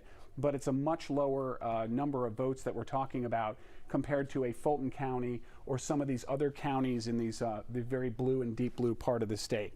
So that's the story right now, where we have somewhere around 100,000 votes left and 33,300 votes separating the two candidates. And it all comes down now to this electoral map. Because if you give Joe Biden, Georgia, and those 16 electoral votes, based on the Associated Press states already called, he's at 280, and he's the next president of the United States, thanks to the voters of Georgia, at least some of them. Now, that's a very big if still, but it's a possibility. Tonight, we likely won't know till tomorrow or even the weekend. Wow. Okay, Brendan, thanks a lot for bringing us that perspective. And folks, we're going to keep you updated on all the results in every single race as the final votes are counted in Georgia. To get them sent directly to your phone, just text the word result to the number on your screen. That's 404-885-7600. Jeff? John Sherrick continuing our... It is a busy night downtown, John. It is a busy night. They say they're going to stay here tonight and into the morning until they are done. Workers here are processing the last of all the absentee ballots that were cast in Fulton County in this election. more than 140,000 absentee ballots in all, processing them one by one. And they are nearing the end. They were down to the last 24,000 or so ballots as of last count. They open each envelope, inspect each ballot, then scan each ballot onto a card, and then send the card to another location where all the ballots are actually counted. Richard Barron is director of Fulton County Elections. We're trying to make sure that every ballot is counted, and we expect to be here. We're bringing in some more fresh people because we've had people here all day. We expect this to go probably until midnight or more. And it is a process that they follow for every election, and they expected that it would take this long because of the huge number of absentee ballots this year. So they are expecting that all of the absentee ballots will be added to the total Fulton County vote results probably sometime in the morning. All right, John, thanks a lot. You know, Latisha Lance is also in Fulton County tonight at the Election Prep Center where they are counting those votes. Latisha? Well, you know, Ron, I was hoping that this time when you came to me, I'd be able to show you more action that's happening behind me, but this is the part of this relay race that really requires patience. And that is because we are waiting for the work to be done at State Farm Arena, for the work to start here. So right now we are waiting for the next set of discs to come to this location so that they can be evaluated and counted. So right now, folks who are on the review panel are taking advantage of this break, and they are feeding their bellies. They have some Chick-fil-A behind our camera right here. I won't show them to you, but once those discs get here, then they will go through the adjudication process. So let me walk you through what that will look like once those discs arrive here.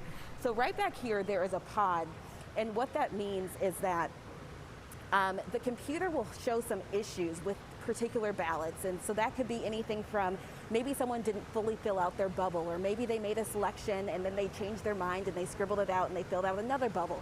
So the computer found some issues with them. So a member from each party will look at those ballots, a Republican and a Democrat, to determine if they can figure out what the voter's intention was when they cast their ballot. If they agree on it, fine, it goes forward. If they can't agree, then the deputy election director will make the determination. Once everything has gone through that adjudication process, then it will be uploaded to that server, which is that black taller structure in the middle there. They're uploaded onto that server, and then they are uploaded or posted to the website, and that is when the votes are counted. Now, just before we came on camera for this hour, I spoke to the deputy election director, who said he was physically going down to State Farm Arena to see what the progress was. He tried to make a few phone calls to figure out where they were with their process with scanning those ballots, but he was physically going down there. He said, sometimes you just got to see it with your own eyes. So hopefully we'll get some more answers, and hopefully within the next hour, the next time you come back to me, I'll be able to show you a little bit more action of what's going on behind me right here. But in the meantime, we are patiently waiting for the rest of those ballots to come in, and once we learn more, we will bring it to you. Well, that's a huge process, a lot of checks and balances with the adjudication situation. All right, Latisha, thanks a lot. Well, Jeff, I'll tell you what, another Georgia county still counting thousands of ballots today is Cobb County. Yeah, Ron, and election results there so far have shown the county is turning from red to blue. Joe Hankey was in Cobb earlier tonight. Well, the election story here in Cobb County is the transition from red to blue. Several positions, county positions, typically held by conservatives, have now flipped with election results here in Cobb County to Democrats, black Democrats taking over those positions. One is the Cobb County Sheriff's Office. Neil Warren has been with the Sheriff's Office since 1977 in various positions. He's been the longtime sheriff for the office here in Cobb County, but last night he was defeated by Craig Owens, a Democrat and Army veteran. He was endorsed by Democrats and Republicans and will now be Cobb's first black sheriff. Cobb County's DA's office also switching from Republican to Democrat. Former Assistant Solicitor General and Democrat Flynn Brody defeated Joya Holmes. Holmes was appointed last year by Governor Brian Kemp to replace Vic Reynolds, who is now the director of the GBI. Holmes was leading the prosecution out of Gwinnett County of the Ahmaud Arbery murder case. The incoming DA will now take over that high-profile case in its prosecution. And the top seat in the county was won by a Democrat, Lisa Cupid. She ousted incumbent Republican Mike Boyce, making her the first African-American woman elected county commission chair in Cobb. Cupid talked with us earlier today about her victory. Hoping that other people will be inspired. If it's history making, it's just history making for anyone that believes that they can get through a challenge and overcome and get to something better.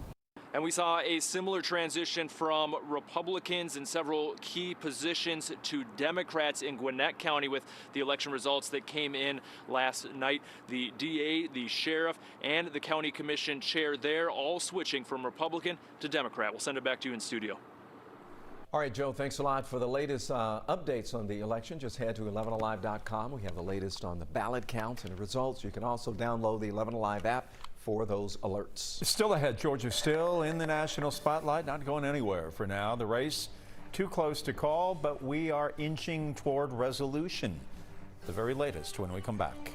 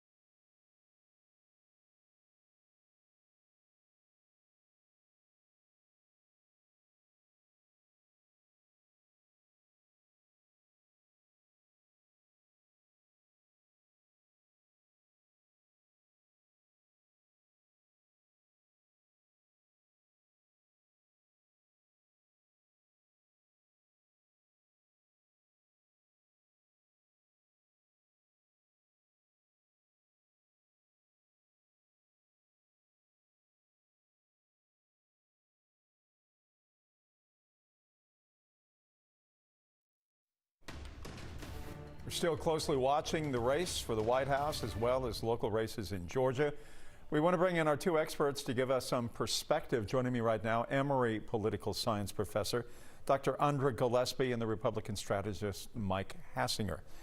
Dr. Gillespie, you know, I was sitting here looking at these numbers that Brendan Keefe has been showing us, and I guess my brain was spinning in this sense that this race is so close either way that 50% of those who voted are simply not going to buy it. I mean, it's now crossed a threshold where its very credibility will be at stake among those who are losers and those who are winners. Do you agree or disagree with that? Well, I don't think it has to be. I mean, I think the credibility is questioned because the president and his team have raised allegations without a whole lot of evidence of improprieties and fraud. You know, we are just in a period where it's going to take longer to count ballots because there are more absentee ballots. And the truth is that it usually does take days to fully count an election. And so we need to let the process work. We do want to make sure it's fair and that it's completely transparent. And that if anybody sees anything that's amiss, that they raise those issues. But the president has just spent an entire election season doing a smear campaign on mail-in ballots and alleging voter fraud where it doesn't exist. It doesn't have to be that way. And so even in really close elections, there is a way for the losing side to concede graciously and thus uphold the system. I understand that, and I know what you're saying, but at the same time, we are in uncharted territory at this point. I mean, we've never seen a presidential race, A, this divisive and B, this close. When you talk about millions upon millions of votes that have been cast, and there is the possibility that, you know, maybe 1,000 votes may prove to be the difference here, I mean, it creates a dynamic of which you cannot control. I don't think it has to. I mean, even if we think about the 2000 election, which was completely divisive, and which ended up in a Supreme Court case, there the difference was 523 votes, but it was something entirely different. So there it was about a recount. Here we have the contestation of votes before they're even fully counted. Look, sometimes elections are extremely close. We have to prepare for those. That should underscore the idea that every person's vote counts. and that they need to turn out and vote. We don't need somebody trying to take up their marbles and go home just because they lost an election. Mike Hassinger, what's your view on this? Dr. Gillespie disagrees with me. I'm getting nowhere with her on this. Well, she's a very, very smart woman, and Are you insinuating that I'm not smart? No, don't answer that. Elections do not need to be lopsided in order to be trusted. Close elections are just as valid as lopsided elections. There have been elections in Georgia, 3 of them that I can think of, that have been tied. So, but nobody disputed the process, and that's what we're seeing here. Is in Florida in 2000, it was a dispute over a recount.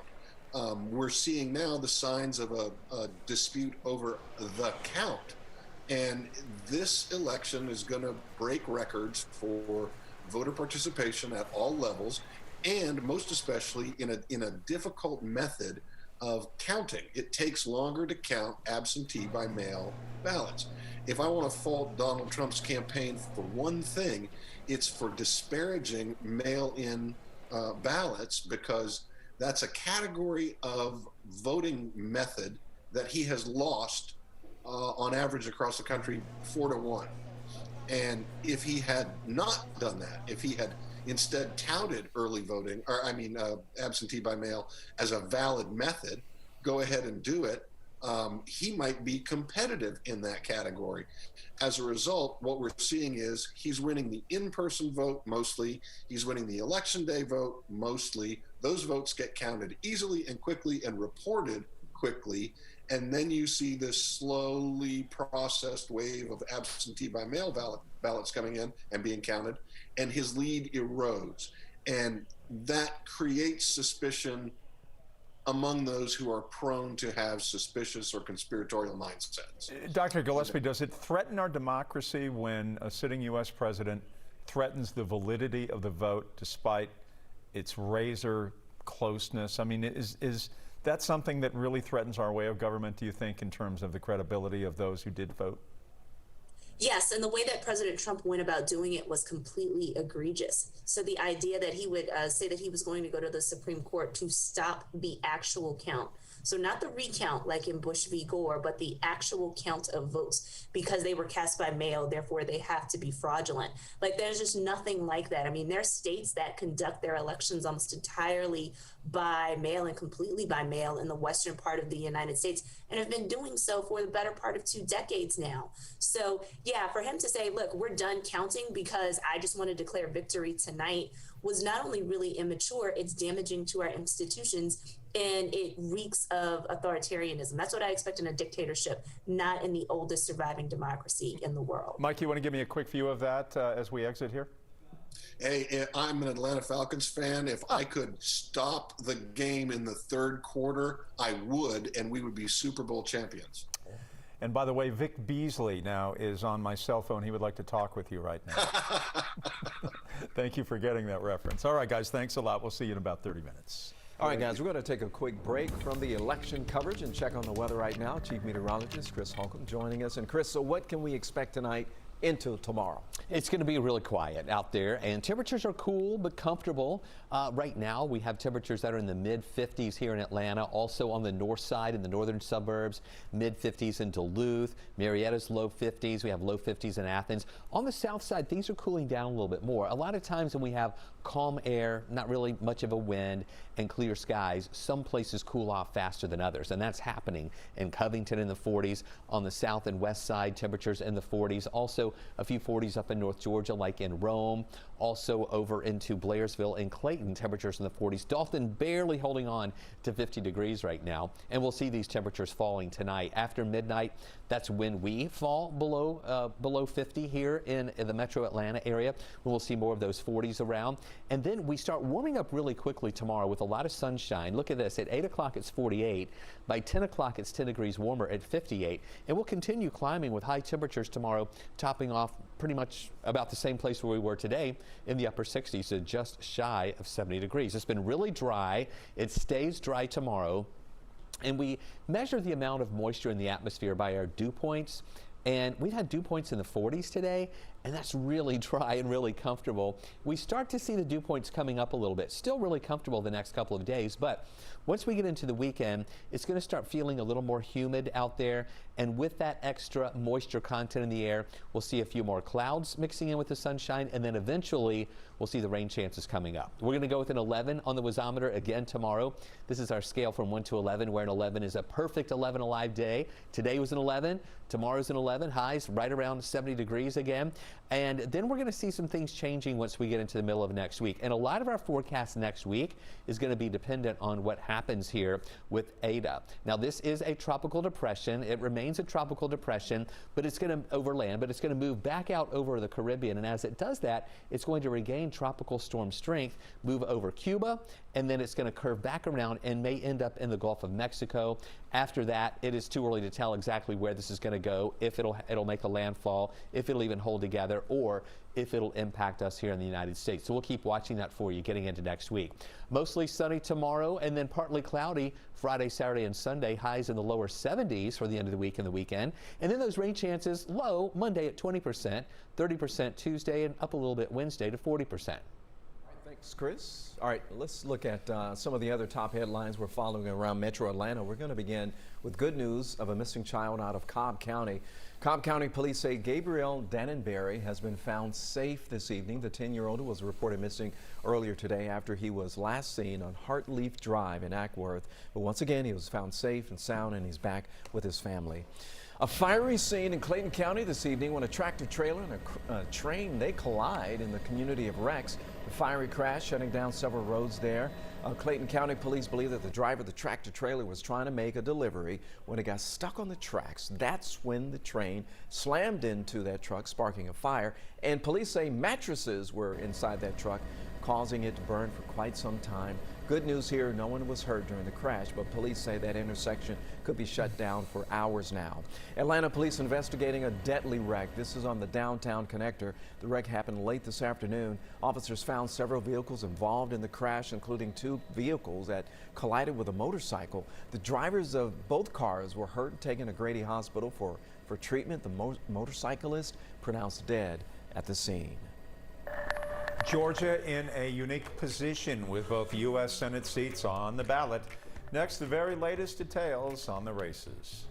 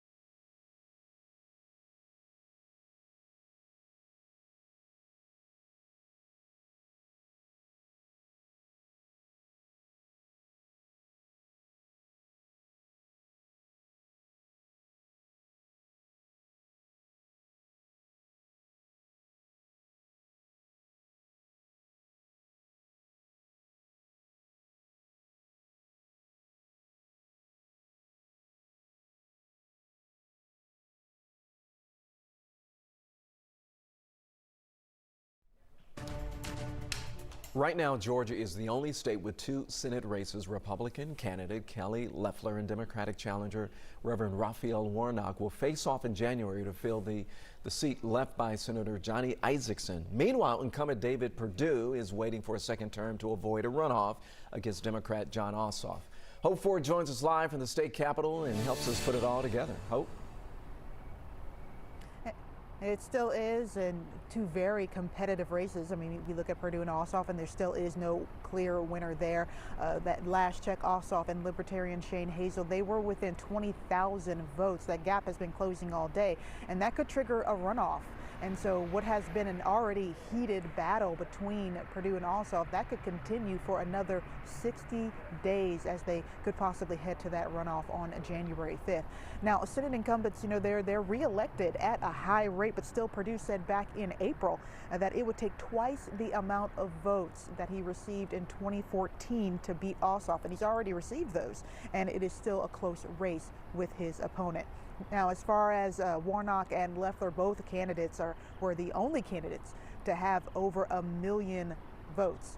And there were 19 other candidates on the ballot, so they came out as clear favorites. And they are about as opposite as you can get when it comes to opponents. But they're already digging in, they're already focusing and discussing what they believe will be the key things they want to focus on in this runoff. We're going to have a very targeted campaign at making sure Georgians understand what's at stake. It's jobs, it's opportunities, it's affordable health care, it's low taxes. Those are the things I'm fighting for. Ordinary Georgians understand that it's not about Raphael Warnock or Kelly Loeffler. Health care is on the ballot. A livable wage is on the ballot. Voting rights is on the ballot. And the question will be, will they be able to pull votes away from each other? And will the January election have a high voter turnout as all of the elections that we have seen this year? And of course, will the Democrats score a win and walk away with 1 or possibly 2 seats if the Purdue-Ossoff race heads to a runoff? Okay, thanks a lot, Hope. We'll check with you later on in the broadcast. Straight ahead, Georgia will be sending 4 new U.S. representatives to Congress. What we don't know yet is if Democrats are going to pick up another seat. We're going to explain why coming up.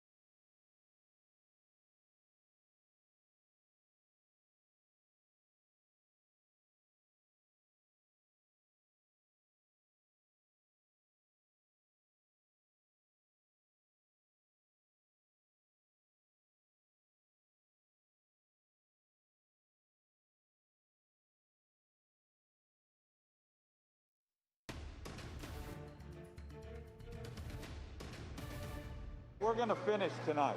As long as it takes, we're going to be here. Still outstanding statewide, according to the Secretary of State's office. Brendan Keefe back with us now to take a look at closing the gap on President Trump here in Georgia. I have been introducing you that way for about 7 hours now, Brendan, and the beat goes on. Jeff, you're a longtime sports guy, so this is really appropriate. We have the whole 11 Alive sports team. Alex McQuaid, star sports producer, is providing me with a breakdown of the numbers as if we're calling a live sporting event, because that's what this is, except it's more than just a sporting event. Literally, the presidency of the United States possibly hangs in the balance of the numbers in Georgia right now. We have a major update. Ignore 50-49. It's just not deep enough into the numbers. You have to actually see the real numbers here, because it's 49, 49, and when we go into the hundreds, 06 for Biden and 7-1 for Donald Trump. That's what separates these two candidates right now in Georgia, and we're talking about now 31,748 votes. The real question is, how many votes are left to count? According to the Georgia Secretary of State, we have, let's do it down here where you can see it nice and big. There are 90,735 votes left to count. And we've basically got a race that is down to 31,748 votes. That's what we're looking at. It's really extraordinary. Now, before we said 68%, that's what that Joe Biden would have to get of the remaining vote just to tie Donald Trump in Georgia to get those 16 electoral votes. That actually has improved a bit to 67.5%. That's because we got a bunch of numbers in from Fulton County. He's doing really well in Fulton County. So let's take a quick look at the electoral map, because this is what it really comes down to. Now, it's important to point out, this is not the NBC map. NBC has not called Arizona. The Associated Press has. This is the Associated Press map. And we're also talking about, an electoral vote here in Maine, an electoral vote here in Nebraska, because they separate it by congressional district. So we don't have a 269 possible tie right now. What we have is Nevada, everyone's waiting on. That would give Joe Biden 270. He would be the next president of the United States if this map holds, and he wins Nevada. But if he wins Georgia, just Georgia, not Nevada, not Pennsylvania, not North Carolina, he just holds Wisconsin, Michigan, Arizona. Donald Trump can win the rest, 280 electoral votes. Joe Biden is the next president of the United States, and Georgia would have sent him there. This is a big if still. This is not even going to be answered tonight. Fulton County says they're going to get the numbers in by 3 a.m. They have about 29,000. They've been dumping numbers into the system as they're counting these votes. They say they have about 29,000 votes left to count in Fulton. Well, Brendan, thank you. You are running the numbers tonight, legally, of course, but nonetheless, of course. you are running them. Thank you. See you in a few minutes. All right. The Trump campaign and the Georgia Republican Party are suing the Chatham County Board of Elections over absentee ballots. The Trump campaign filed suit asking a judge to order Georgia election officials to follow the law on storing and counting absentee ballots. The suit does not aim to have Georgia pause the vote count. Georgia will be sending some new representatives to Congress here pretty soon. 11 Alive's Chanuhur is downtown Atlanta following the results in some of the biggest races for us tonight. Hey, Chanu. Yeah, Ron, there have been a lot of eyes on two congressional races here in Georgia especially, and that is in District 5 and District 7 for different reasons here. The District 7 race between Democrat Carolyn Bourdeaux and Republican Rich McCormick is a competitive one that has yet to be called. However, with a narrow lead, Bourdeaux has claimed a win for that seat, previously held by Republican Rob Woodall. In District 5, Nikema Williams, the Democrat, defeats Republican Angela Stanton King, taking 85% of those votes. Now, Williams takes the seat of the late Congressman John Lewis and says she will remember everyone she represents as she heads to Washington, especially those who are most marginalized. Bourdeaux said this morning she will work to build a country that cares about one another. I also spoke with Williams earlier tonight. When we do that, we uplift everybody in our community. And so you don't have to wonder what I'm thinking or who I'm there to serve. I will work to build a country that believes in democracy, freedom, and justice. And like I mentioned, this race in District 7 is still very close. The Republican Rich McCormick has not made any statements about this, but he did tweet that he is going to wait until all the votes are counted in Forsyth and Gwinnett counties. Jeff? All right, Chanuhur, thank you very much as always. Ballot counting is not over in Gwinnett County, and it could last through the weekend. That's right, it could go all the way to Sunday. We check in with Paula Suro right now. She is live and has gone from inside to outside into a darkened parking lot. Perhaps that is a metaphor as to where we are at 10:37 tonight. Right? Yep, that's fair to say. I mean, yeah, we were inside the Board of Elections earlier and now outside, and we've really learned, as you mentioned, that it is a waiting game here in Gwinnett County. We could be waiting through Sunday. That's because tomorrow the focus will shift into absentee mail-in ballots that were affected by a software glitch, and election officials, they still are not sure just exactly how many ballots were affected, but it could be as low as 3,200. It could be more, and now those ballots will have to be adjudicated. That process involves a representative from each party and an election official. This process, a spokesperson tells me, could take 3 days, and it begins tomorrow, so that means it would not be completed until possibly Sunday. Now, on top of that, we're told 4,400 absentee ballots received on Election Day still need to be counted, as well as votes that need to be rescanned from an advanced in-person voting site that had a corrupt data card, and also about 1,000 provisional ballots that can be counted. So a lot still going on in this county, and again, we might not know until Sunday. Election officials were really focusing on provisional ballots here today, and they had a deadline of 7 o'clock, but they finished early, so they left around 5 today. But tomorrow, the adjudication process begins at 9 a.m., and of course, we will be here to see how that goes. It's all about the adjudication situation. It's all about the adjudication. Just don't ask me to spell that one, Ron. That's a tough word. It's a word that, quite frankly, we've heard over and over tonight. Yeah, that's right. We certainly have. All right, thanks a lot, Paula. For the latest update on the election, just head to 11alive.com. We have the latest on ballot counts and all the results. You can also download the 11 Alive app for the alerts. From lawsuits to ballot counting delays, there are a lot of legal questions surrounding the 2020 election. Straight ahead, our legal analyst joins us live to help give us some perspective.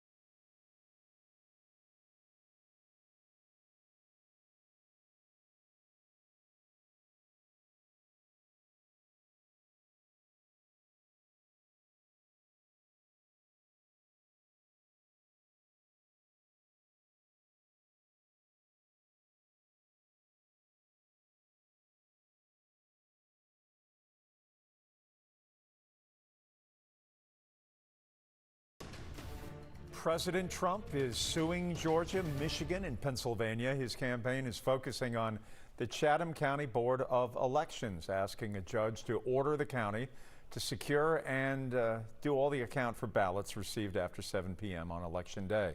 We want to bring in an expert to give us some more perspective. Joining me now from Brunswick, Georgia, is constitutional attorney Paige Pate, who lives in town here in Atlanta, but he is on the road tonight.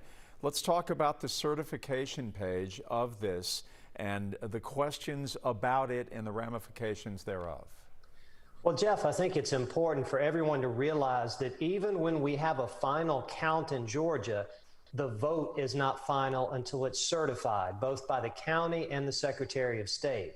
And normally nobody pays attention to this because it's not that big of a deal. But in a very close race where there are a lot of absentee ballots, it's potentially a huge deal, because during that period of time when the votes are going to be certified, if there's a problem with a mail-in ballot, let's say there's a signature that doesn't match or something was left blank on the ballot, not the voting part, but something, the identifying information, the voter has an opportunity to fix that so that that ballot can be counted. So if you're in a close race, every vote is going to count. So that small group of votes that need to be fixed may become critical in Georgia. So what sort of wiggle room does the Trump attorneys have through all of this? I mean, is there sort of a knothole of which they are trying to wiggle through? Well, they're going to have a right to monitor that process. And we've seen them so far in other states assert that right. I think in Michigan and Pennsylvania, they're claiming they weren't allowed full access or fair access. They may, now that the focus is on Georgia, and I think that's a surprise to their campaign, now that the focus is on Georgia, you may see more lawyers down here and more attention being paid to the actual counting. That hasn't happened so far, and frankly, I'm surprised by it. So is there end game, and as a non-attorney, I ask you this question, is there end game to try, and I'm going to use a sporting analogy here too, their end game trying to get the football into the end zone, which would be the U.S. Supreme Court, where there is a Republican, a conservative majority? Well, I think it depends. I think first they're going to wait and see where they've won. Like if Trump wins in Pennsylvania, you're not going to see any more legal challenges in Pennsylvania. If Trump wins, carries it forward in Arizona, they're not going to focus on Arizona. They're going to focus on where they've lost and have enough votes conceivably to change the outcome in that state. And then they're going to press hard. And that's when we're going to see, I think, more legal challenges if it's close and it comes down to one state. And that state this year may be Georgia. So listening to you, my sense, and tell me if I'm right or wrong on this, is that there isn't a high percentage that the Trump campaign would be playing right now legally. Right. I don't think so. I think now it's basically, let's do something. We're losing, and we're losing fast. The gap in Georgia is narrowing as these votes are counted.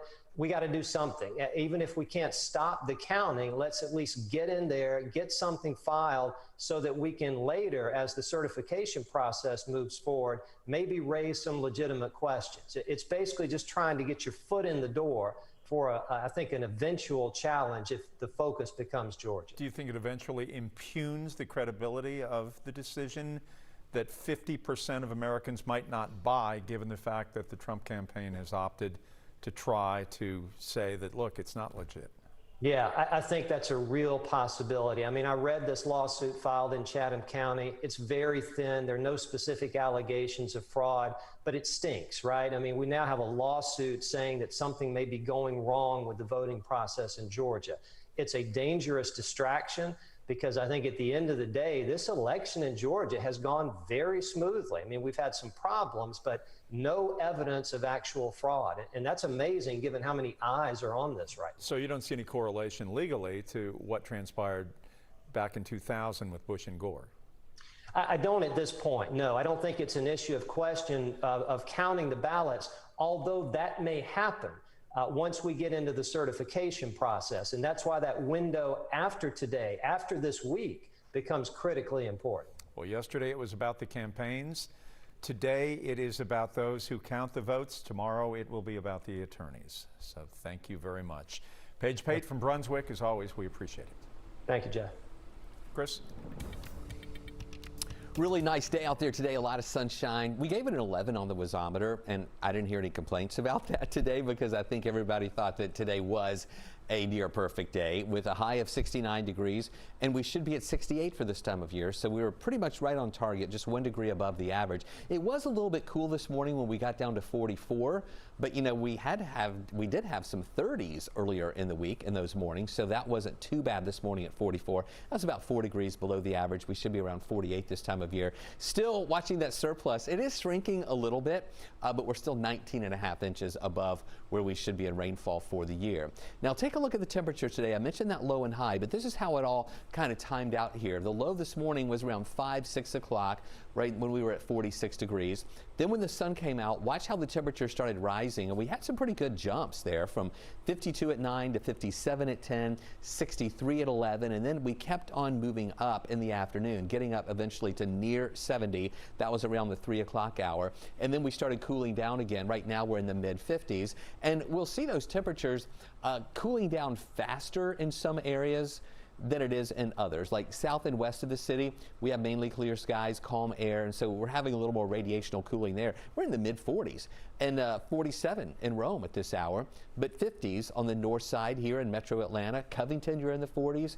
Athens, you're in the lower 50s, right at about 51 degrees. Tomorrow, we'll start off around 46, around, again, 6, 7 in the morning. By 8, we're up to 49. And again, we'll have some big jumps during the morning hours, 59 at 10, and then 65 at noon, topping off again tomorrow. We think it'll be just shy of 70 at 69. I want you to notice the sunshine symbols, but we also are going to have a few more clouds that will mix in with the sunshine at times. Not a complete overcast. We're just talking about a few clouds kind of mixing in with that sunshine. Above average temperatures the next couple of days. Also a little more moisture in the form of mainly a couple of extra clouds. The humidity levels start coming up, but I'm not worried about a rain chance until next week. And of course, we're also tracking Ada. Right now it's too early to tell if that's going to have any impact on us. So next few days, nice and dry, just a few more clouds around and warming a little bit. Lower 70s Friday, 72 Saturday, 73 Sunday. And with that moisture content in the air increasing, we'll see the rain chance up to about 20% Monday, 30% Tuesday, then up to 40% by Wednesday. All right, thanks, Chris. You know, it's been more than 24 hours since the first poll shut down in this country, and it's really stressful. It's a stressful time for a lot of folks right here in metro Atlanta. 11 Alive is where Atlanta speaks, and today, Matt Pearl spoke with voters all across our region who found little in common except their thoughts about the results.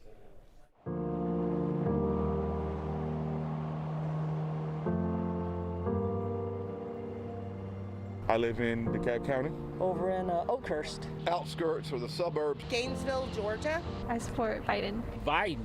Trump. Best president we ever had. 100%. Are you happy? Not as happy as I hoped for the results to be so far. Are you happy? No. With what you've seen? No. It says that we're completely divided as a country. I mean, half and half. We are a divided people, heavily polarized, and people don't talk to each other. I've had people unfriend me because of support of my president, which I think is ridiculous. Is this a stressful time? Oh, absolutely. I'd be glad when this is over. I was watching TV, switching through different channels. I stayed up till 3 a.m. this morning watching the returns and didn't get a whole lot of sleep. It's easy to think that our bubble is what the rest of the world feels, and you kind of forget that there's a lot of different groups that are outside of your bubble. I don't trust anything in this system. That's not going to affect my life, either way you go. As far as for me and the people in my age group and everything like that, we're finally trying to see what is going to happen once we put these people in office. We're wanting answers now instead of just blindly putting people in office and hoping for the best. I feel like the country is primarily based on a culture of greed, but I also don't want to just be so, despondent over things not going the way that I wish that they would, that I can't even function, from day to day. People are engaged, whether you like how they're engaged or not. That's encouraging. Are you happy today? I'm happy, but I'm not happy because of the election. Yeah, I realize that my happiness can't be dependent upon that.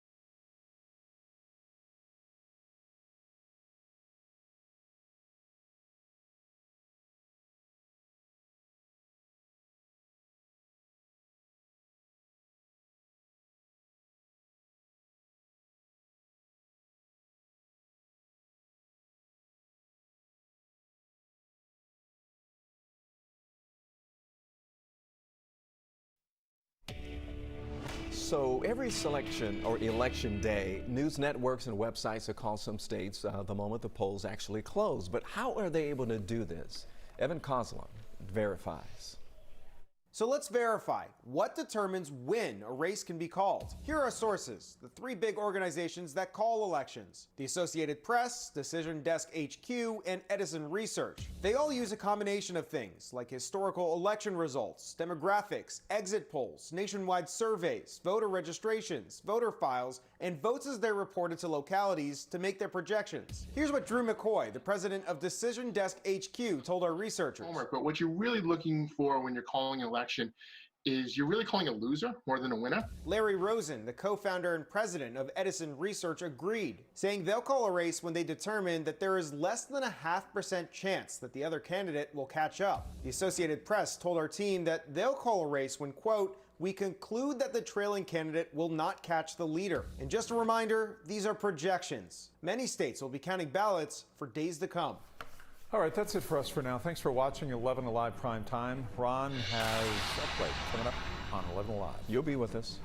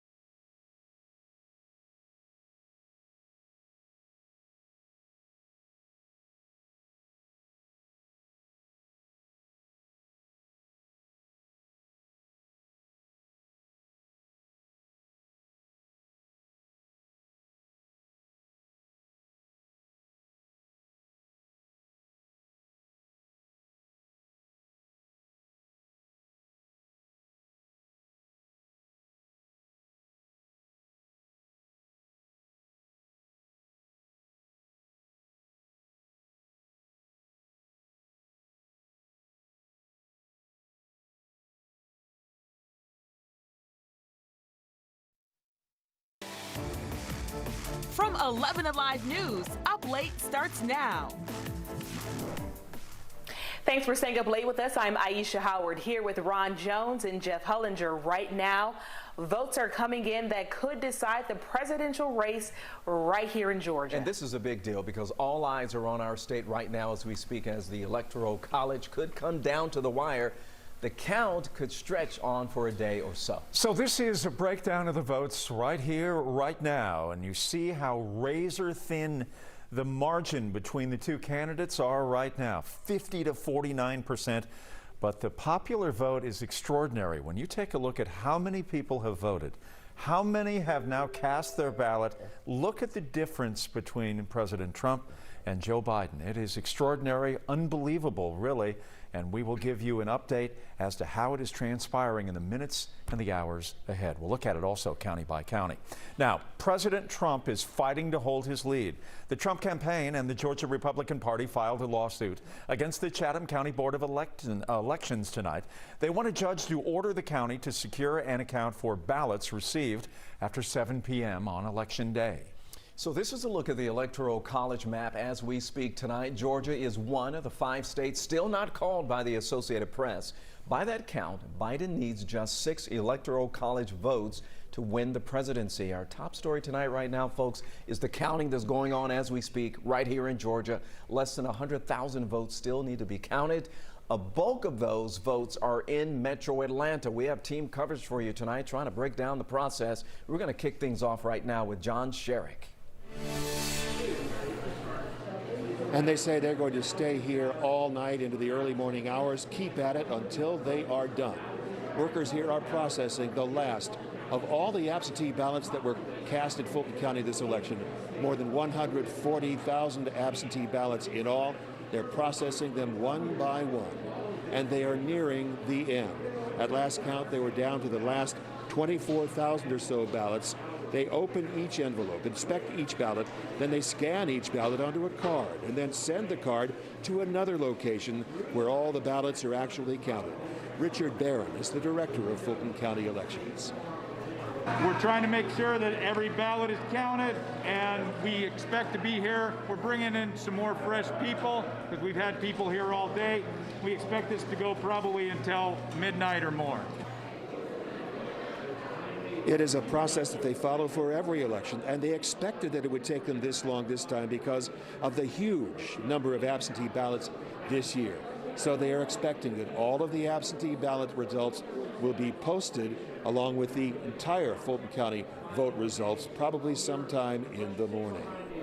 All right, John, thank you. Latisha Lance is also in Fulton County as we speak at the Election Prep Center where they are counting the votes too. Latisha? That's right, Ron, and coffee just started brewing in about half an hour ago, so that goes to show you that folks here have settled into the idea that this is going to be a long night. So it's been a start and stop pattern here as they await information to come in from State Farm Arena. That comes in the form of disc, where ballots have been scanned and that information comes on those discs, and then it comes here so that the votes can be counted. But before that, they have to go through an adjudication process. We have video which we're showing to you of it earlier. What that means is that a representative from both sides, a Republican and a Democrat, will look at ballots that the computer has identified with some issues. So maybe that means that someone didn't fully fill out a bubble, or maybe they made 2 selections and scribbled one out. The computer kicks that out, and it requires a human to look at it to determine what the voter's intention was when they cast their ballot. If both sides can agree, then the ballot goes forward, but if not, then the deputy election director will make the determination, and then it's uploaded to the server and it's published. So that is what we are waiting on right now, that next batch to come forward. But once again, we are expecting this to be quite a long night. All right, so it's not just Fulton. There are also a bulk of votes that still need to be counted tonight in Dekalb and Gwinnett counties. From information we got from Dekalb County and the Secretary of State's office, it appears about 6,600 ballots still need to be counted in Dekalb. Now, in addition to that, let's take you now to Gwinnett County, who's in the process to count all of the votes, and that could stretch into the weekend coming out of Gwinnett. Both provisional and absentee ballots still have to be counted. The counting of the ballots will begin tomorrow morning starting at 9 a.m., and it could take around 3 days there. So just to be clear, we are in for a long stretch. There are still tens of thousands of ballots that need to be counted. Brendan Keefe joins us now to break down the numbers for us tonight, specifically county by county. Brendan, presidential race in Georgia, you can just call it razor thin right now. Yeah, and really it's the whole country is watching, because these 16 electoral votes could determine the next president of the United States, and that is not hyperbole. We're talking about Georgia possibly determining the next resident of the White House, or whether the current one stays there. Let's take a look at the numbers right now. It's not 50-49, even though that's what we're showing you. It's much tighter than that. It's actually 49.71 rounded up to 50 and 49.06 rounded down to 49. So we have fractions of a point right here. And out of, how many votes? 4.8 million votes. Only 31,748 now separate the two candidates. What's important here is where these votes are coming in. Most of them tonight have come from Fulton County, where we know 1 out of 3 of the outstanding 90,000 votes remain, and that is where Biden has been getting 72% of the vote. By our county has to get 67.5–68% of the remaining vote to tie President Trump and force this into some sort of contested race. Turning now to the Senate, Georgia is the only state with 2 Senate races. Republican candidate Kelly Loeffler and Democratic challenger Reverend Raphael Warnock are set to go to a runoff election in January. Meanwhile, incumbent David Purdue is waiting for a second term to avoid a runoff against Democrat Jon Ossoff. So here, following both of those races for us tonight, Hope Ford from the state capitol breaking down each of them for us. Well, Purdue has a lead over Ossoff, but that lead is narrowing, and the gap has really been closing all day. Right now, Ossoff and Libertarian Shane Hazel, they are within 12,000 votes of Purdue, and that could, if that gap continues to close, that could trigger that January 5th runoff.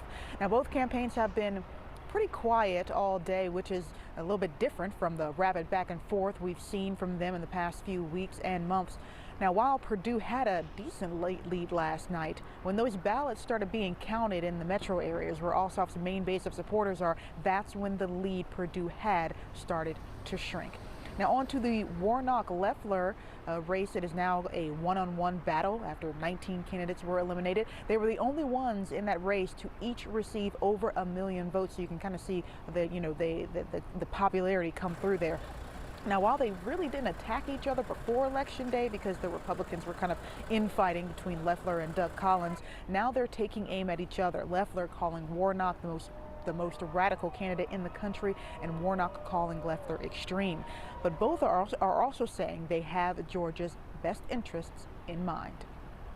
We're going to have a very targeted campaign at making sure Georgians understand what's at stake. It's jobs, it's opportunities, it's affordable health care, it's low taxes. Those are the things I'm fighting for. Ordinary Georgians understand that it's not about Raphael Warnock or Kelly Loeffler.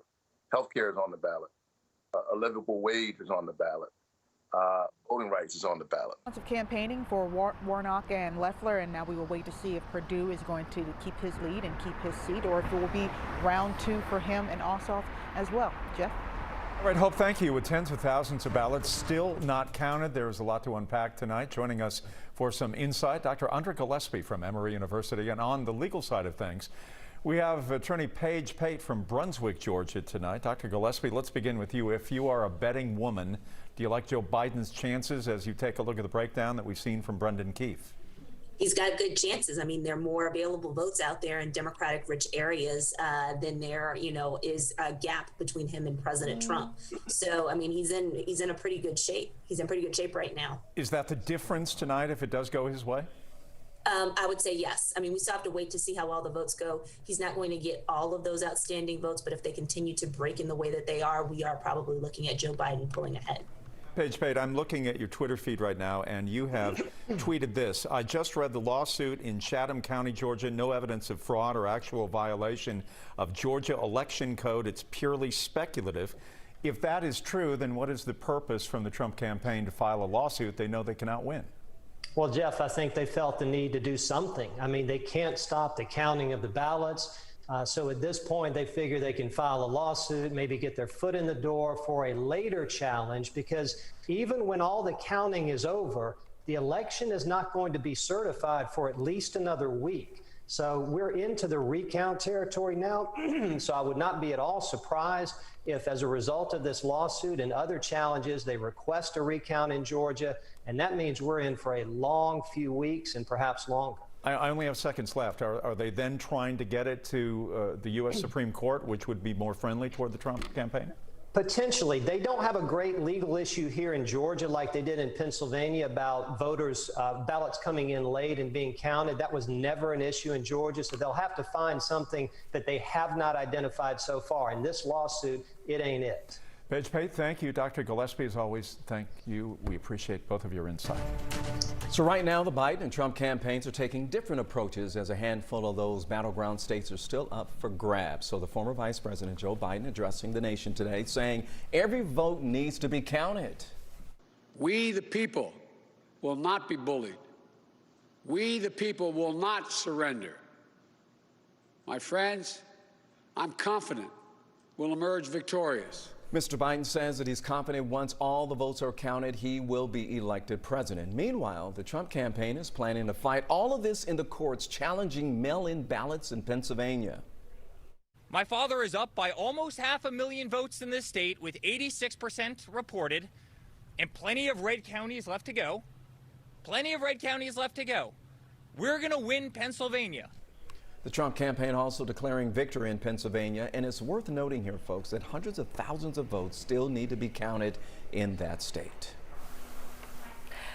All right, so President Trump tweeting a lot today, complaining about the process, and so much so, Twitter had to flag a few of those tweets, labeling them misleading. We asked our Jason Puckett with our verified team to get to the bottom of this. Wednesday morning, the president sent out this tweet saying last night he was leading in many key states. Then the leads, quote, started to magically disappear as surprise ballot dumps were counted. Here's the president in the early morning hours on Wednesday. We're winning Michigan, but I'll tell you, I looked at the numbers. I said, whoa. I said, wow, that's a lot. By almost 300,000 votes, and 65% of the vote is in. And we're winning Wisconsin. Now, since that speech, Wisconsin and Michigan have both counted more votes. The president says these changes are due to surprise ballots, which are, quote, very strange. But there's nothing surprising or strange going on right now. We even verified this yesterday, before the polls closed. Wisconsin and Michigan are both states where ballot counting didn't start until Election Day. That means the record-breaking number of mail-in absentee ballots couldn't be counted before Tuesday. The states knew this was going to take time. Here's the Michigan Secretary of State earlier this week. We are on track to see double the number of absentee ballots, just over 3 million, submitted before 8 p.m. tomorrow. Based on basic math, we should expect it would take no more than 80 hours to count those ballots, which would take us through Friday. And Wisconsin published a series of videos in October explaining that accurate election results take time. The numbers you hear on election night aren't actually official. Bottom line, the claim that these numbers magically changed due to surprising ballots is false. At this point, there's no evidence these are anything other than legitimately cast ballots being counted like normal. Folks, if you see other election claims out there you want us to check out, send us an email. A new era in Washington, D.C. Next, Georgia's freshman class heading to serve the U.S. representatives. Plus, Georgians are not on the same page right now, but they're experiencing the same feelings, the same emotions. The voice of voters on the pending results.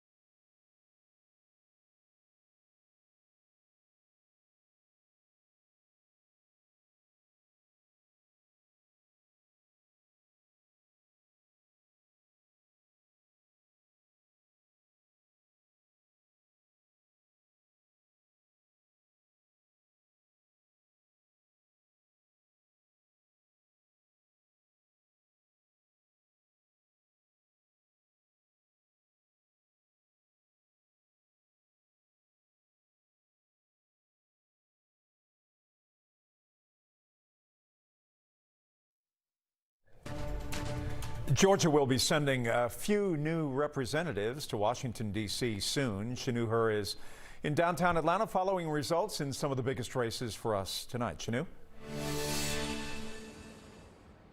Yeah, Jeff, two congressional races that a lot of people had their eyes on in particular are for District 5 and District 7, and both for different reasons. The District 7 race between Democratic candidate Carolyn Bourdeaux and Republican Rich McCormick is a competitive one, and that this is a race that has yet to be called. However, with a narrow lead, Bourdeaux has claimed a win for that seat previously held by Republican Rob Woodall. In District 5, Nikema Williams, the Democrat, defeats Republican Angela Stanton King, taking 85% of the votes. Williams now takes the seat of the late Congressman John Lewis and says she will remember everyone she represents as she heads to Washington, especially to those who are most marginalized. Bourdeaux said this morning she will work to build a country that cares about one another. And earlier tonight, I did also speak with Congresswoman-elect Nikema Williams. When we do that, we uplift everybody in our community. And so you don't have to wonder what I'm thinking or who I'm there to serve. I will work to build a country that believes in democracy, freedom, and justice. Now, Bourdeaux's opponent, Rich McCormick, says he will make a statement after all the votes are counted in Gwinnett and Forsyth County. It seems like Election Day is turning into election week. Votes are still being counted in Georgia and other battleground states out there, just really creating a stressful period for a lot of people in our area. A lot of folks out there, Aisha. 11 Alive, as you know, is where Atlanta speaks, and Matt Pearl spoke with voters all across our region who found little in common except when they talk about results.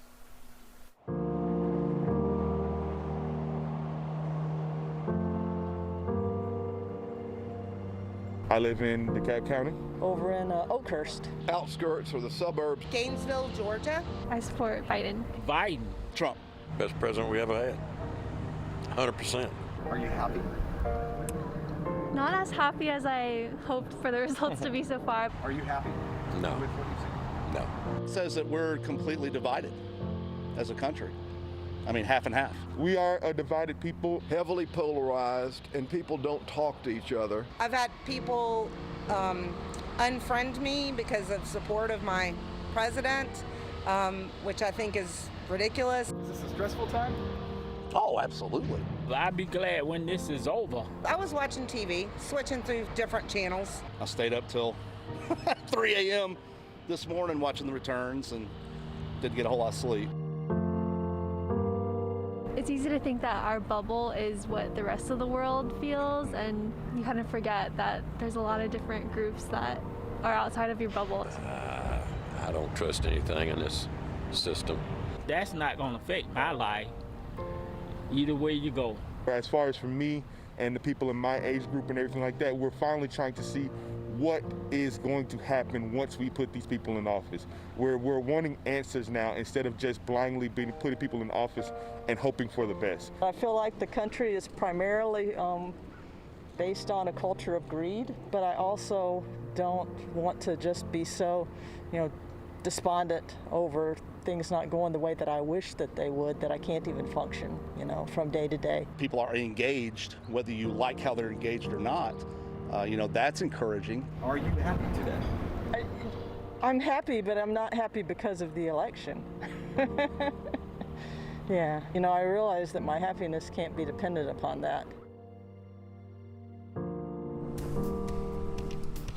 And a lot of people are happy because of the weather. It was such a great day out there today. We had an 11 on the whizometer. It's cool right now, and it'll cool down more overnight. In the morning, we drop down into the mid-40s. We will see a good bit of sunshine early on, and then look at the big jumps throughout the morning. 53 at 9, 62 at 11, and then we'll top off tomorrow near 70 degrees. It's going to be another dry day, looking really nice out there, but the moisture content in the air is going to start creeping up as we go through the end of the week and the weekend. And then once we get into next next week with that additional moisture, we're going to see a little better chance for some rain. Tomorrow, though, an 11 on the wazometer. This is our scale from 1 to 11, where an 11 is a perfect day. Highs just shy of 70 degrees, and we will see a couple of additional clouds that'll mix in with the sunshine. We're also watching Ada. We have to keep a close eye on that. Even though it's over land right now in a tropical depression, it's going to regain strength and become a tropical storm again once it's over the Caribbean, moves over Cuba for the weekend, and then into next week it starts moving back up into the Gulf of Mexico. It is too early to tell if this is even going to have any type of impact on us,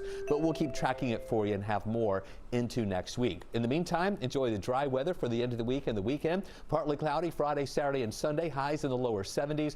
With that moisture content in the air increasing, you see the rain chances coming up Monday to 20%, 30% on Tuesday, and then a 40% chance for showers by Wednesday. That's great. Coming up, there's something happening in the suburbs. As the election results continue to roll in, we're seeing a couple of key counties turning a deeper shade of blue. A closer look at those next.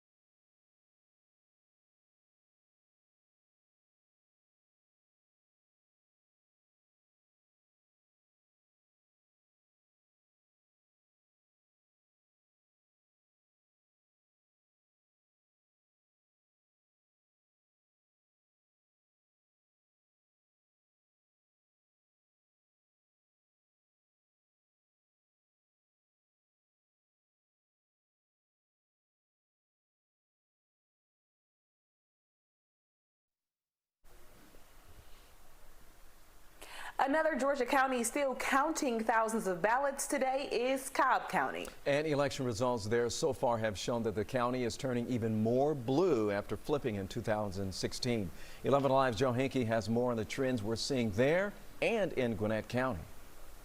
Well, the election story here in Cobb County is the transition from red to blue. Several positions, county positions, typically held by conservatives, have now flipped with election results here in Cobb County to Democrats, black Democrats taking over those positions. One is the Cobb County Sheriff's Office. Neil Warren has been with the Sheriff's Office since 1977 in various positions. He's been the longtime sheriff for the office here in Cobb County, but last night he was defeated by Craig Owens, a Democrat and Army veteran. He was endorsed by Democrats and Republicans and will now be Cobb's first black sheriff. Cobb County's DA's office also switching from Republican to Democrat. Former Assistant Solicitor General and Democrat Flynn Brody defeated Joya Holmes. Holmes was appointed last year by Governor Brian Kemp to replace Vic Reynolds, who is now the director of the GBI. Holmes was leading the prosecution out of Gwinnett County of the Ahmaud Arbery murder case. The incoming DA will now take over that high-profile case in its prosecution.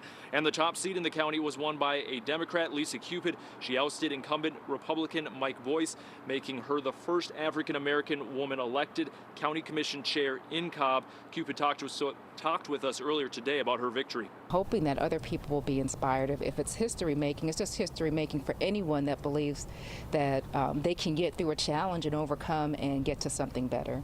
And we saw a similar transition from Republicans in several key positions to Democrats in Gwinnett County with the election results that came in last night. The DA, the sheriff, and the county commission chair there all switching from Republican to Democrat. We'll send it back to you in studio. All right, thanks a lot, Joan. Georgia way too close to call. Next, one last look at where President Trump and former Vice President Joe Biden stand in our state.